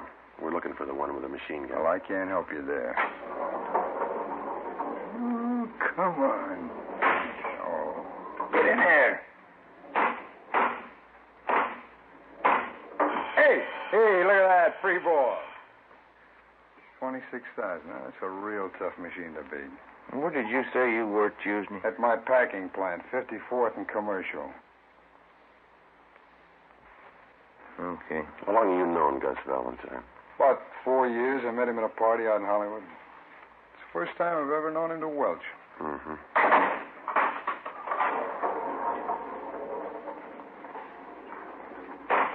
In there. Now. 27,000. I'm not doing so good, am I? I don't know. It depends on where you were Tuesday. 12,000 5:30 p.m. We talked with the superintendent of Tapper's meatpacking house. He told us that Sol Tapper had been there all day when Gus Valentine was shot at. We talked to several employees of the plant. They corroborated his story. We checked Tapper out and found him to be a fairly respectable businessman who gambled a great deal on the side, but we felt reasonably sure that he had no part in the shooting. We knew that if we could run down the others to whom Valentine owed money, we'd be closer to finding out why he was being shot at and eventually get to the right man. 1:45 p.m. Ben and I went upstairs to the 8th floor of the City Hall, the lunchroom. We had a sandwich and coffee. Too close to dinner to have a piece of that pie, isn't it? Yeah, I'd say so. Hand me another napkin, will you? Yeah. Here. Thank you. Think you'd do any good to talk to Valentine again? Maybe. I doubt it. He's not going to tell us anything. I figure we're on the right track. A lot of reasons why he might be a target, but this welching business, that's new to him. Could be. You Sergeant Friday? That's right. Telephone. Wait a minute, I'll go with you. I'm finished. No, you got the check. I'll get the tip. Oh, all right.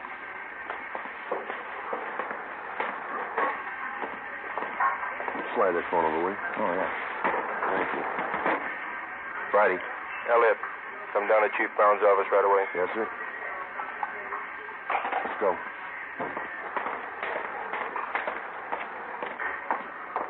That pie sure did look good. Come on, let's get that elevator. Yeah. Hey, who called? The skipper. He wants us to go to Chief Brown's office. Campbell Street floor, please. What's up? I don't know. You make the runs again tonight?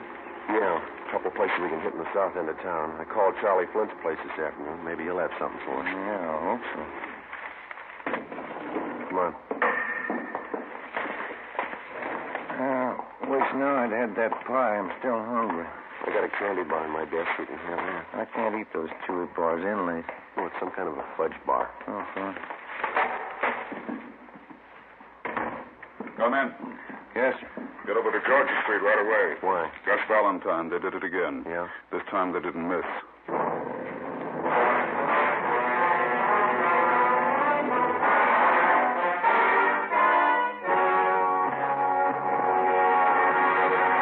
You are listening to Dragnet for the step-by-step solution to an actual police case. Here, step-by-step, are the reasons why Fatima has more than doubled its smokers from coast to coast. Step 1. The name Fatima has always stood for the best in cigarette quality. Step 2. Long cigarette smokers discover Fatima has a much different, much better flavor and aroma. Step 3. Long cigarette smokers find Fatima extra mild. Fatima is the long cigarette which contains the finest Turkish and domestic tobaccos superbly blended to make Fatima extra mild. And that's why more and more smokers every day agree it's wise to smoke extra mild Fatima. It's wise to smoke extra mild Fatima. Yes, the name Fatima on that golden yellow package is your insurance of an extra mild smoke. So enjoy king-size Fatima, the best of all long cigarettes.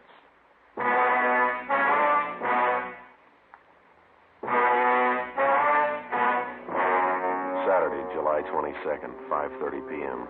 We drove to the Georgia Street Receiving Hospital and went up to the 3rd floor. We talked to the doctor in charge, who told us that 2 slugs had been taken from Gus Valentine's right leg and 1 from his right shoulder. They had been marked for identification. He was in fair condition. We talked with the patrolman who made the ambulance follow-up. They told us Valentine had been shot as he entered his apartment house garage. There were no eyewitnesses. We went in and talked to Valentine. You told the officers that the guy who shot you was on foot. Yeah. Who was it? Couldn't tell. You haven't any idea who it could have been? No. You don't expect us to swallow that again, do you? I don't care either way. Why don't you pay up what you owe? What do you mean? You owe some big money you haven't paid off. Where'd you get that? That's the word going around. Looks to us like you either pay up or get shot up. Did I ask for advice? No, and here's something else you didn't ask for. Twice in 1 week you've been mixed up in shooting scrapes. We told you the city doesn't belong to you. I don't claim ownership. Now listen, we've been over this before, and this is the last time. Don't push us any courage. We know you talk big and you haven't got the guts to go along with it. Yeah, sure. Now, come on. Who's shooting at you? I know your phone number. I'll call you if I need help. I'll take care of this myself. Valentine, the first time you pull a cap gun, we're going to sit on you. If there's any retaliating, we'll do it. I'm tired of sitting like a duck on a pond. Then tell us who's gunning for you. That's between me and them. I'll meet them when I'm ready. All right. We're through talking. When we get to the bottom of this and find out who's been doing all the shooting, we'll have an answer. And if we find out you've been withholding evidence, it's going to go hard for you, understand? Yeah, sure. Now leave me alone. Come on, Jim. Yeah. I better call the office.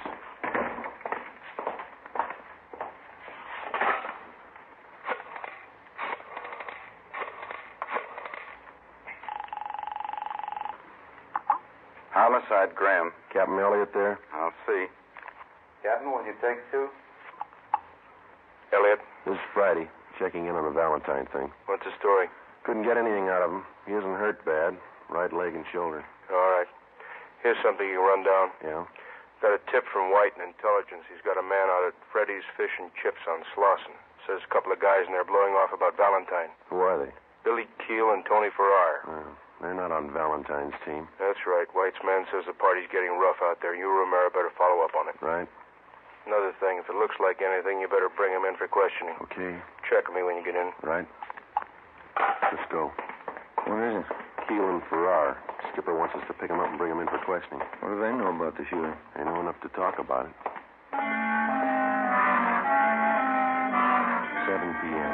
We located Freddy's Fish and Chips place on Slauson near Montgomery Street. A dozen or so tables at the back of the restaurant were already taken with the overflow lined up 2 deep at the bar. The man from Intelligence Detail was down at the far end of the steam table nursing a cheese sandwich. He motioned us over and pointed out Billy Keel and Tony Farrar. They were sitting at one of the tables along with 4 other men drinking Boilermakers and eating French fried potatoes. Ben and I made our way through the crowd toward the back tables. Sorry. Sorry? Pardon me. Can I get through here, please? All right. So it figures. Done it? You, Billy Keel? That's right. Which one's Tony Farrar? He's getting a beer. What do you want? Police officers want to talk to you and Farrar downtown. What's the matter? I'd like to ask you a few questions. You want to get your hat? You got any questions, you can ask them here. Hey, Vic, how about buying around? Come on, Keel, let's go. I got nothing to tell you now. Let me alone. There's 2 ways to go downtown, the hard way and the easy way. Let's take the easy way. All right. This way. Okay. Doc, go!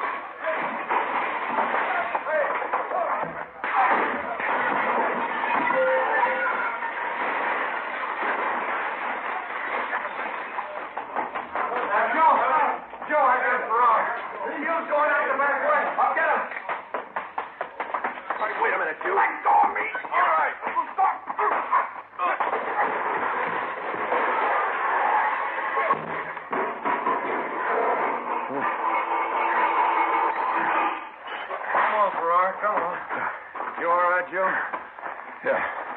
You're bleeding pretty bad. Yeah, I know. Let's get him to the car. Look at your suit. It's ripped to pieces. My wife's going to kill me.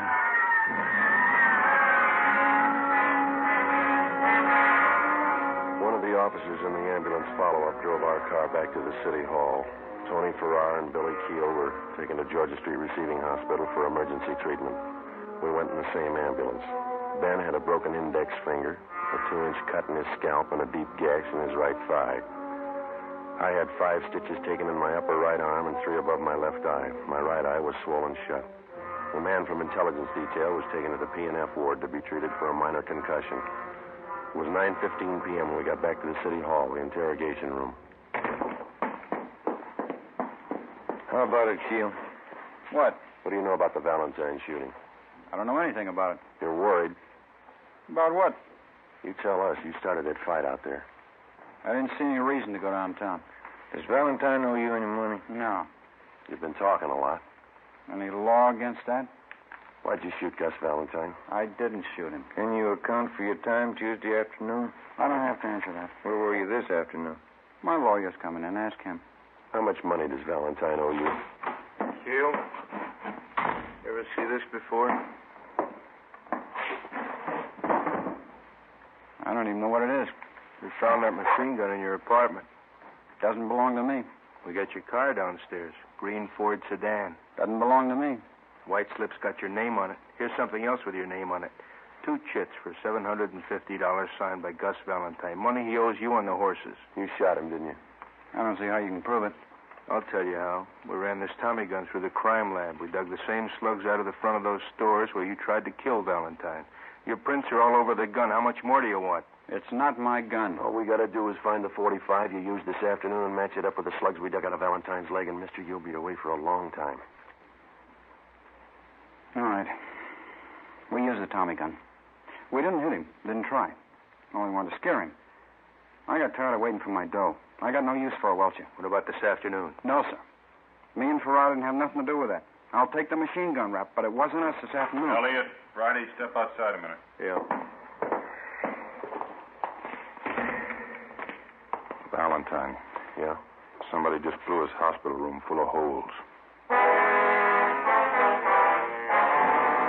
It took us 17 minutes with red light and siren to get to the Ferndale Sanitarium where Gus Valentine was recovering from his gunshot wounds. 3 cruiser cars were out front when we pulled up. We went to room 12 in the west wing. There's the doctor, Joe. Yeah. How is he, Doctor?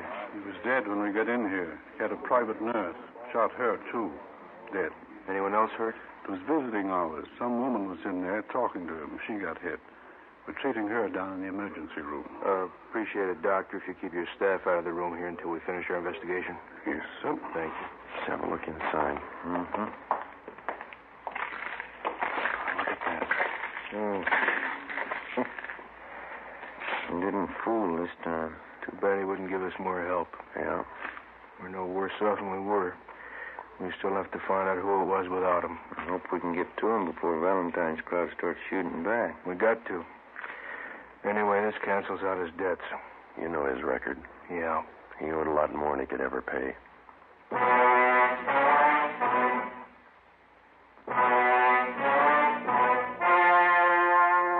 The story you have just heard was true. Only the names were changed to protect the innocent. On October 26th, trial was held in Superior Court, Department 97, City and County of Los Angeles, State of California. In a moment, the results of that trial. It's amazing how many long cigarette smokers are changing to Fatima. Here is the actual report. From coast to coast, king-size Fatima has more than doubled its smokers. Yes, more and more smokers every day are discovering that Fatima is the best of all long cigarettes. Long cigarette smokers find Fatima has a much different, much better flavor and aroma. Long cigarette smokers find that Fatima is extra mild because it's the long cigarette which contains the finest Turkish and domestic tobaccos superbly blended to make it extra mild. So enjoy extra mild Fatima. Best of all long cigarettes. It's wise to smoke extra mild Fatima. It's wise to smoke extra mild Fatima.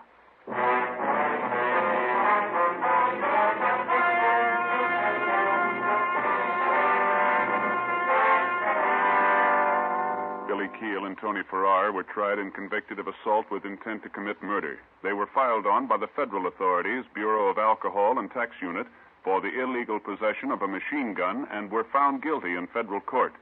Because they were both in custody at the time of Gus Valentine's murder, they were cleared of any complicity of the crime. Valentine's killer was still at large. Next week, The Big Gangster, Part 2.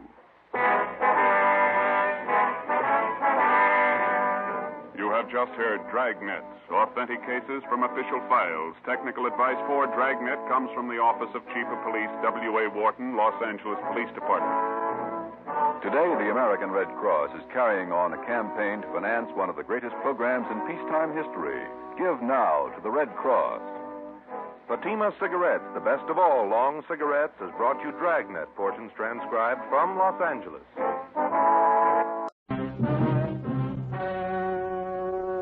The story you're about to hear is true. Only the names have been changed to protect the innocent. Fatima Cigarettes, best of all long cigarettes, brings you Dragnet.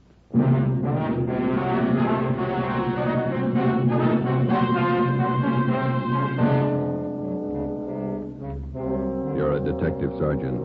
You're assigned to homicide detail. A notorious hoodlum in your city has been shot to death. A gang war is threatened if his followers seek revenge.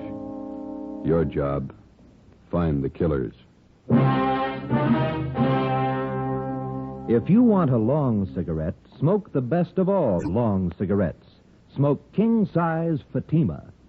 Fatima is the long cigarette which contains the finest Turkish and domestic tobaccos, superbly blended to make Fatima extra mild. And that's why Fatima has a much different, much better flavor and aroma than any other long cigarette. That's why Fatima has more than doubled its smokers coast to coast. So, enjoy Fatima, the best of all long cigarettes. It's wise to smoke extra mild. Fatima. It's wise to smoke extra mild Fatima.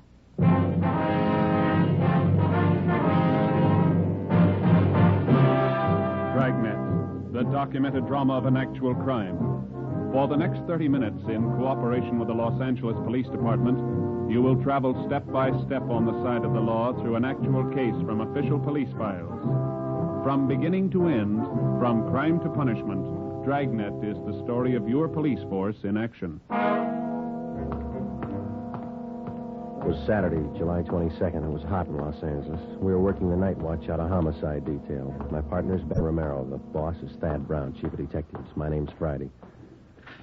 It was 10 p.m. when we walked out of the murder room at the Ferndale Sanitarium and went down to the end of the hall, the emergency room. I'm sorry. I know this hurts.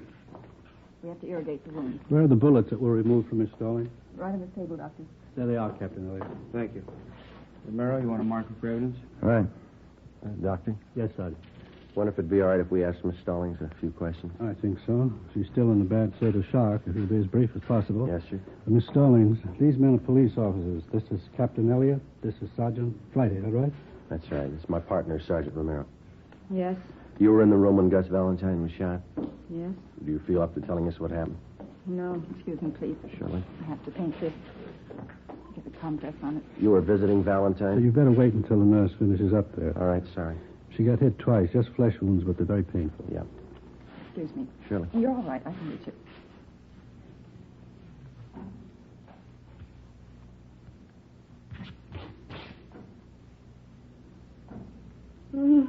There. All right. You were in the room when Valentine was shot? Yes, I saw it. Did you get a look at the men that did the shooting? I don't remember. Did you describe them? I don't know. You sure you're feeling up to talking now? I don't know. Have you any idea who the men were? No. Maybe we can talk to you later. I don't care what you do. I don't care what you do. You hear me? You hear me? Nervous shock. I'm sorry. We didn't mean to upset her. You didn't. Thought maybe she might be able to help you a little, but I guess not. Better make it sometime tomorrow morning. She'll be all right then. Okay, thanks. I don't know if I saw him. I don't know if I saw him. How should I know if I saw him? How should I know? Let's go.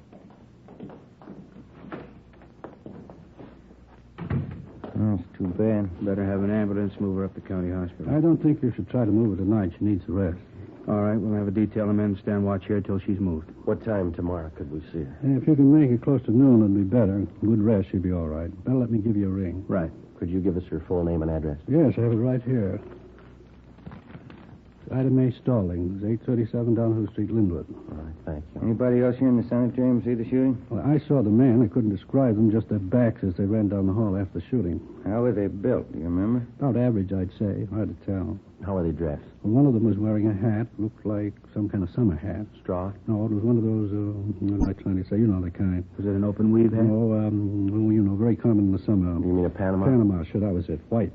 What kind of suits did they have on? I couldn't tell you. I was in my office when I heard the shots. I came out in the corridor. They were just making to the back door. Anyone else see it? Sylvia Proctor, the nurse who was in the room at the time. Why'd they kill her? I don't know. Any of the patients, is it possible one of them might have seen him? Yes, one of them did see something. Bert Anderson. Like to talk with him? Yes, we would. And down this way. He's in room 38, just down the hall from the shooting. All right. I should tell you, Mr. Anderson lost his speech about 9 years ago. He uses a child's slate to write on. Why is he here in the sanitarium? He's old, 73, lives on a pension. Except for losing his speech, he's as sharp as a high school boy. Hello, Bert. Sorry to bother you after all the excitement. Yeah, all right. We won't keep you up long. It's after your bedtime. Would you hand me that box of chalk over there? Oh, yeah. Bert, these are the police officers. I want you to tell them what you know about the shooting tonight.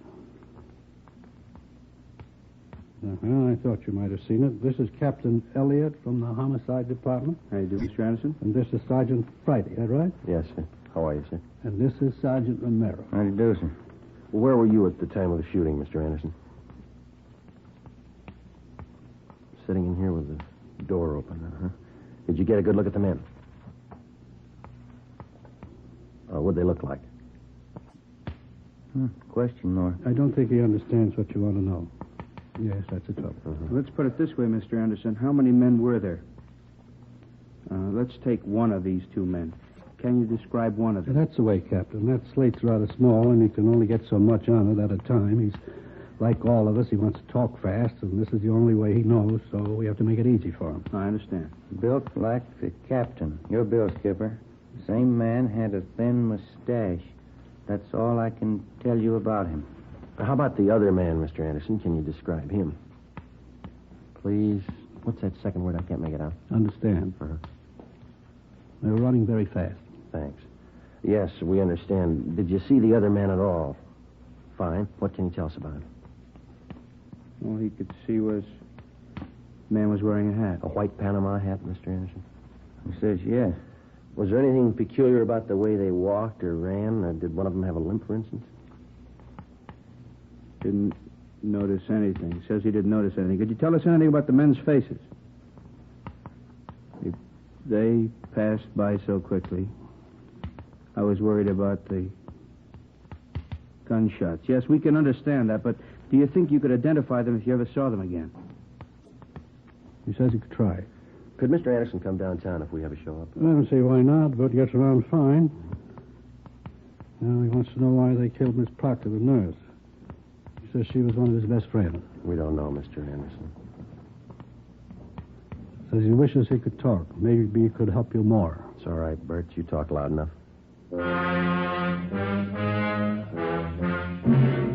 Monday, July 24th, a roundup of all known racketeers and their gang members was ordered by the chief of detectives. 3 show-ups were scheduled, one at 10 a.m., one at 2, and another one at 3 p.m. The witnesses that we had were unable to identify any of the men.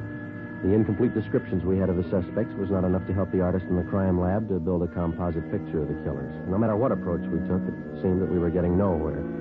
The immediate apprehension of the killers was not only important because of their danger to the private citizen, but because of the ever-present threat of an open shooting war between Gus Valentine's followers and members of the murder gang, whoever they were. 3:15 p.m. I got it. Homicide, Romero. Oh, Yelly. All right, thanks. Crime lab. They make a run on those slugs you got at the hospital? Yeah, no match. Oh, that's great. How fouled up can it get? Yeah. Hi. Come on, Slow-Mo. I'm with you. Hi, Rambo. Cromwell's message here to call you why. Well, yeah, I better do it right away. Just know the skipper told Stormy and me to work with you guys on the Valentine thing. We can use all the help we can get. Joe, you slide the phone over? Oh, yeah, here you go.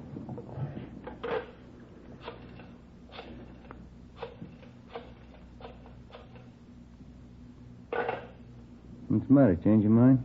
You let her ring once. She knows the signal. She's over at the mother-in-law's. Yeah? Mother-in-law's got lots of money and a limited phone. Let her call me. You got any ideas, Earl? Well, I don't know anybody who liked Valentine. A lot of them could have killed him. Just got word from the crime lab. There's no match on those slugs. And you didn't get anything out of the show-ups? No, no. Maybe that Stallings woman can give us something, huh? You haven't been out there yet? No, not yet. We've been sweating out the show-ups. Stormy and I read your reports. Rough go. We had an idea. Yeah? One of Valentine's boys you didn't get around to yet. Who's that? Benny Davis. He was pretty close to him. Thought a lot of him. If anybody figures to take over his interest, it's probably Davis. Well, you think advancement could have been the motive for him? No, he wouldn't kill him. Anyway, he couldn't have. Just got in from Florida this morning. That doesn't mean he couldn't have engineered it. Possible, but I doubt it. Stormy and I know his operation pretty well. Pulled him in on that Patterson killing 6 months ago. Check back to his record.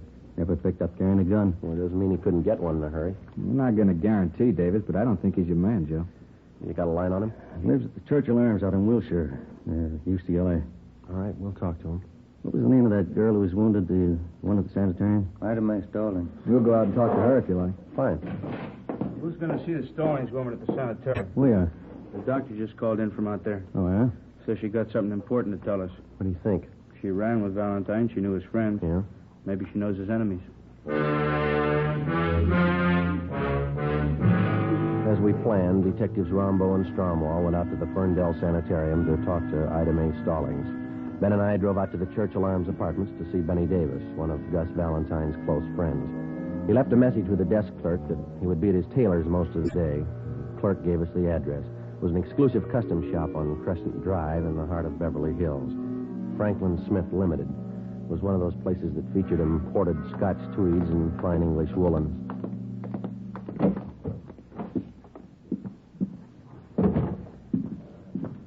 Good afternoon, gentlemen. May I serve you? Could you tell us if Benny Davis is in here? Mr. Davis.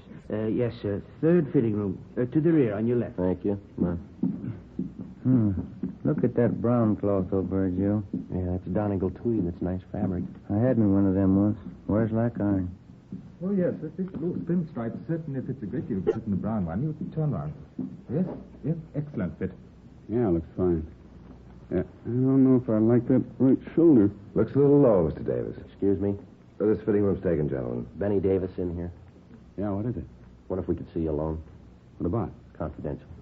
No, Cedric, not like that. Pull the shoulder up. More padding, maybe. Oh, do you think so? I don't know if I agree, Mr. Davis. Well, you can see how it slopes off there. I like a good full shoulder. Well, you've got a good full cut here. Of course, too much padding is going to ruin the line of the jacket. I'd like more padding. Yes, very well. Number 2 pad on the right shoulder and ease the armhole. Number 2 pad, right shoulder, ease armholes. What is it, income tax? What's the secret? We're police officers. Like to talk to you alone for a minute. All right, be finished in a second. That takes care of this one, Mr. Davis. You want 2-inch cuffs in the trousers? Yeah, on all of them. Cedric, be sure to get these sleeves short enough. I'd like lots of linen to show. Oh, yes, surely. Now, if you'll slip on the green tropical. Okay. I'll take the jacket. Thanks. And tell me what it's all about? Rather talk to you alone. Here are the trousers. Okay. Good-looking suit, huh? Fine. Yeah, get all my stuff made here. I'll let Smith here make you a suit sometime. Got a fine suit of clothes. Yeah. Thank you, Mr. Davis. Is your jacket, Mr. Davis? Right. That looks fine. Yes, the trousers are just right. A little fullness in the back of the jacket here. Uh-huh. And take in the center seam. Take in center seam. How much? And trimmed. Here's the back. Raise the back. Shorten the collar. Shorten collar. Yeah, looks just fine. That's a nice soft roll of the lapels, isn't it? Yeah, good. All right, Mr. Davis. Now, how about the White Palm Beach? Nice Panama hat would go good with that one. I never wear them. I like a coconut palm with a wide puckery band. Wonder if you could hold off the next fitting for a minute. We won't keep you long. All right. Any place around here where it's private? We can use Smith's office. Okay, Frank? Certainly. Go right ahead, gentlemen. Thank you. Which way? Back here.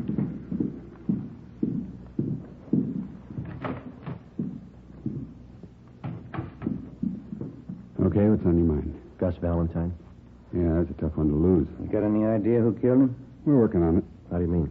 Just that. Well, that makes us even. There's only one difference. Yeah? We get paid for it. You don't. We thought a lot more of Gus than you did. Any law against striking down the killers? The law against shooting him down. Tell that to the boys who cut down Gus. I don't think you can get to him about us. We've done it before. You're a little late with Gus. We tried to keep him alive. We warned him for a month. He knew what was coming. We talked to him. Yeah, he told me. Funny guy. He had a mind of his own. He had a reason for not telling you. What was it? When we get there, we can ask him. You think you know who did it? Won't be too tough to find out. Meantime, you can work it from your end. And if you get to him first? Maybe we'll give you a call. Now, you listen, Davis. I'll tell you the same thing we told Valentine. It's not open season for murder. This town's had all the shooting it's going to have. Valentine's killer's going to go to the gas chamber. That's the only way he's going to go. You understand? Nobody said any different. All right. Then you can tell us what you know. Who do you think shot Valentine? I can't be sure. You've got somebody in mind. There's a dame. Who? Audrey Thompson. What about her? She runs around with a couple of guys. Yeah? There's never any love lost between them and Gus. They were always talking big about what they'd do if Gus got out of line. What'd they have against him? Business claimed Gus was squeezing them out. Was he? I never knew much about Gus's out-of-town business. That's where these guys are from. They're new in town. Figured Gus was cutting them off out here on the coast. Who are they? Shaker Brothers, Bud and Carl. Where can we find them? I don't know. They're in town somewhere. What about this Audrey Thompson? Nice dame. Hard to figure. Husband died a year ago. Real nice woman. Been doing the town with the Shaker boys. Nobody could figure it. You think she's in on it? No, but she could finger him if anybody could. Lives at 8700 North Serrano. All right, Davis, thanks. What's the new wardrobe for? Going east to catch the new Broadway show leaving Wednesday. Better hold off for a week, huh? All right. Come on, Ben.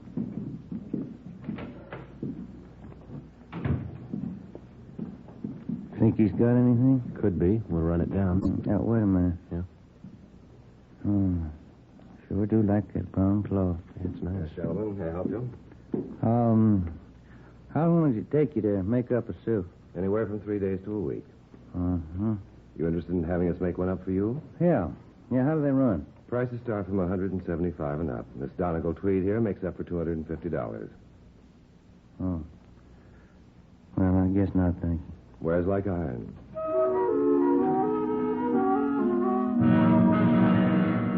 $4:30 p.m. We drove out to 8700 North Serrano to the home of Audrey Thompson. There was nobody home.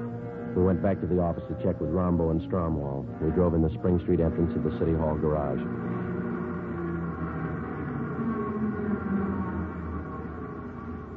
There's Rombo and Strom. They must have just got in. Hey, Rombo. Hi. How'd you make out? Stallings woman tell you anything? Well, we talked to her. Think maybe we got a lead. What's that? Girl around town by the name of Thompson. Audrey Thompson? Yeah, that's right.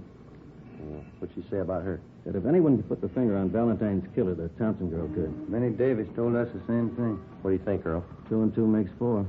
Let's find her.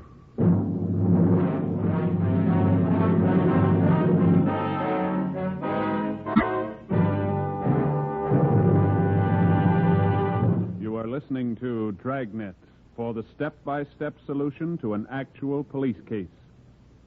Here, step by step, are the reasons why Fatima has more than doubled its smokers from coast to coast. Step 1.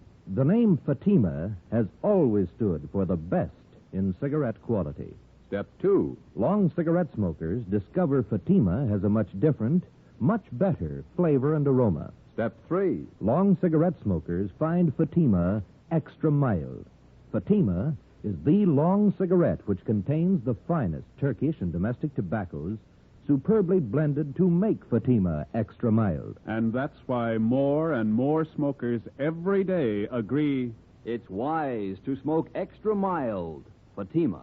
It's wise to smoke extra mild Fatima. Yes, the name Fatima on that golden yellow package is your insurance of an extra mild smoke. So enjoy king-size Fatima, the best of all long cigarettes.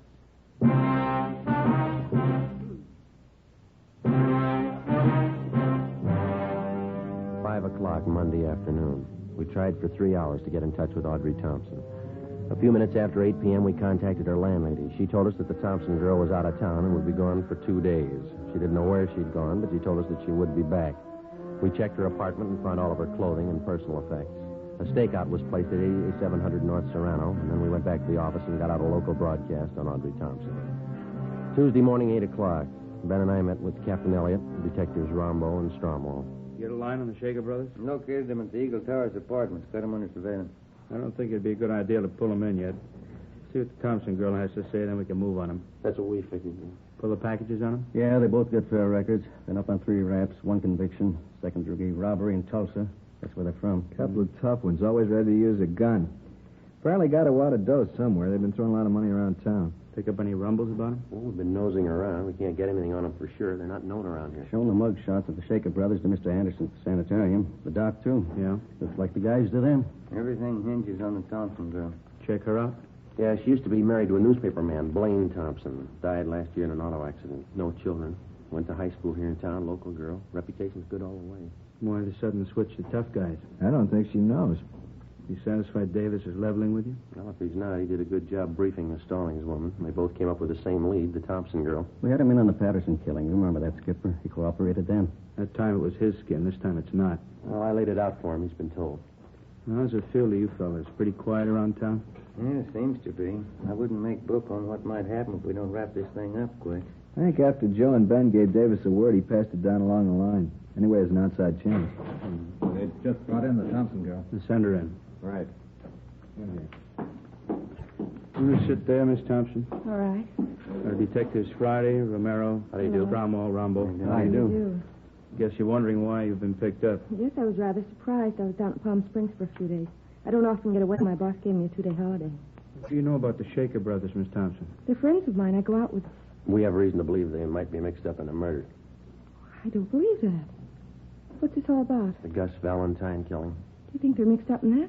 How well do you know the Shaker boys? Well, to be truthful, I don't know them at all, really. I met them at a dance. Who introduced you? Nobody. I go to the Brookdale Ballroom every Wednesday night with some of the girls from the office. It's open to the public. Carl Shaker asked me for a dance one night, and that's how I met him. You ought to pick your companions a little more carefully. Both of these men have criminal records. I didn't know that. You've been out with them quite a lot, have you? I've known them a little over a month, yes. They ever said anything that might lead you to believe that they were mixed up in any rackets? No, I never heard anything like that. You're sure you never heard them discuss any business dealings of any kind? Yes, I'm sure. You've been seen in quite a few night spots around Los Angeles with them, is that right? Yes, they always take me to some nice place. You always go alone with them? How do you mean? Which one of them do you go with, Bud or Carl? Well, I've never really thought about it. Both of them, I guess. When you go out, they never take another girl along in the party? No, just Bud, Carl, and myself. You go to most of the expensive clubs around town, is that right? Yes, like I said, we always go to some nice place. Do you ever wonder where they got the money? Well, they told me they worked for one of the aircraft plants. I thought you told us they didn't discuss their business with you.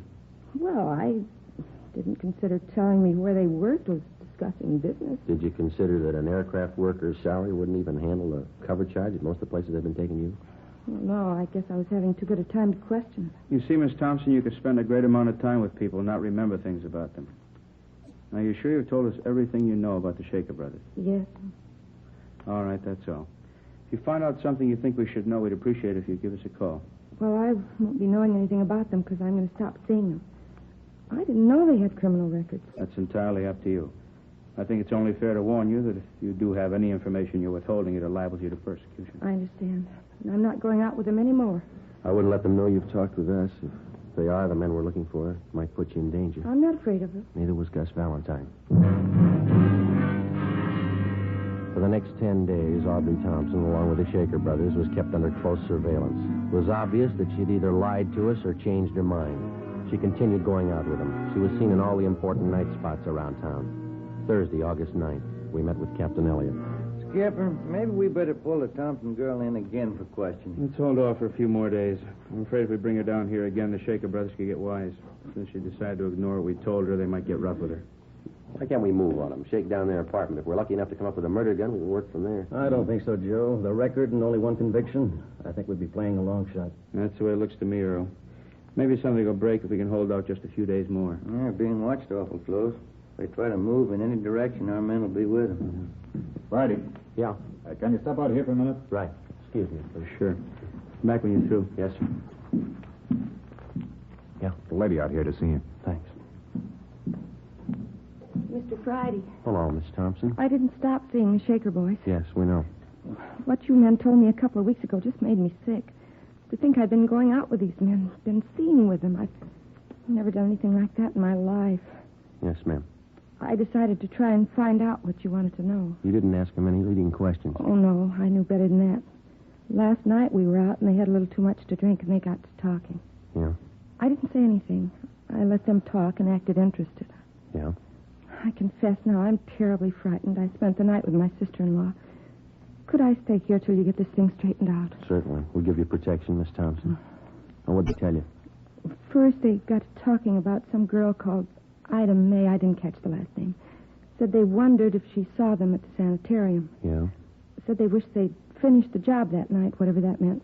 Then Bud said, I don't think she saw us or we'd have heard. Anything else? Yes. Carl said, did you see the look on Gus's face when we opened up? Then what? They laughed.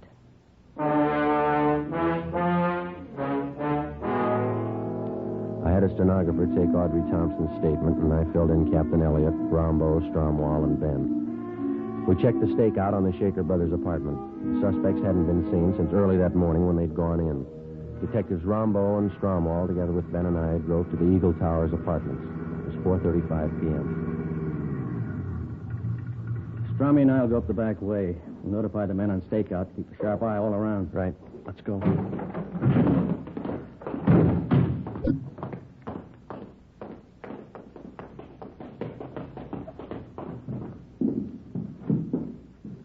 Apartment 410 is the top floor. Yeah, let's take the elevator. Yeah.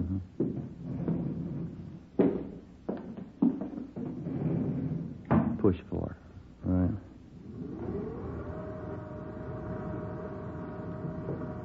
Just thinking. Yeah? That Thompson girl, long on nerve. This way.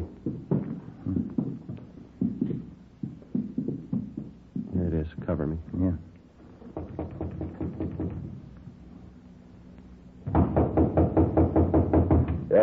Police officers. You all right? Well, Hit the door. Come on. Windows open so far as gate. Come on.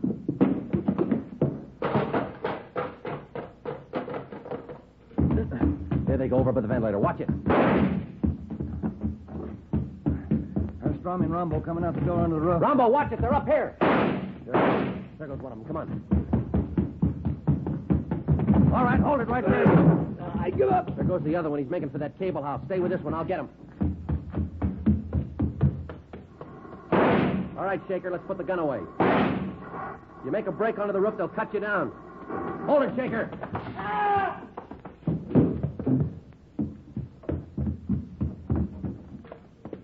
You all right, Joe? Yeah. Did you shoot him? No. He was trying to make it to the roof. He grabbed that hot terminal over there and knocked him cold. Oh, yeah. Move your foot, will you? Yeah. What's that? White Panama hat.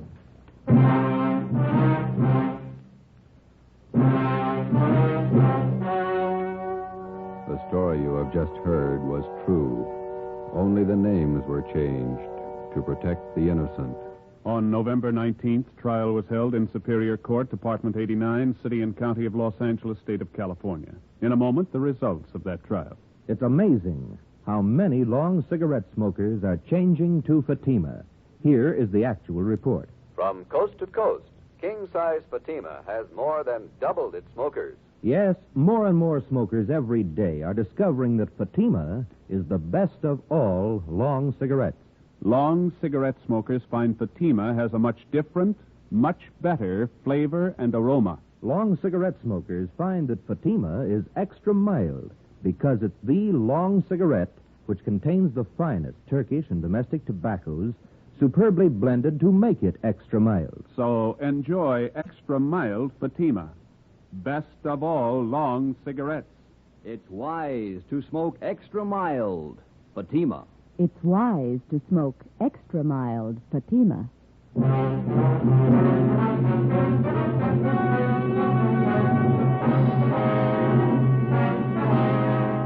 Adolf Bud Shaker and his brother Carl Shaker were tried and convicted of murder in the first degree. On recommendation of the jury, they received life sentences. They are now serving their terms in the state penitentiary. You have just heard Dragnet, authentic cases from official police files. Technical advice for Dragnet comes from the Office of Chief of Police W.A. Wharton, Los Angeles Police Department. Fatima Cigarettes, best of all long cigarettes, has brought you Dragnet from Los Angeles.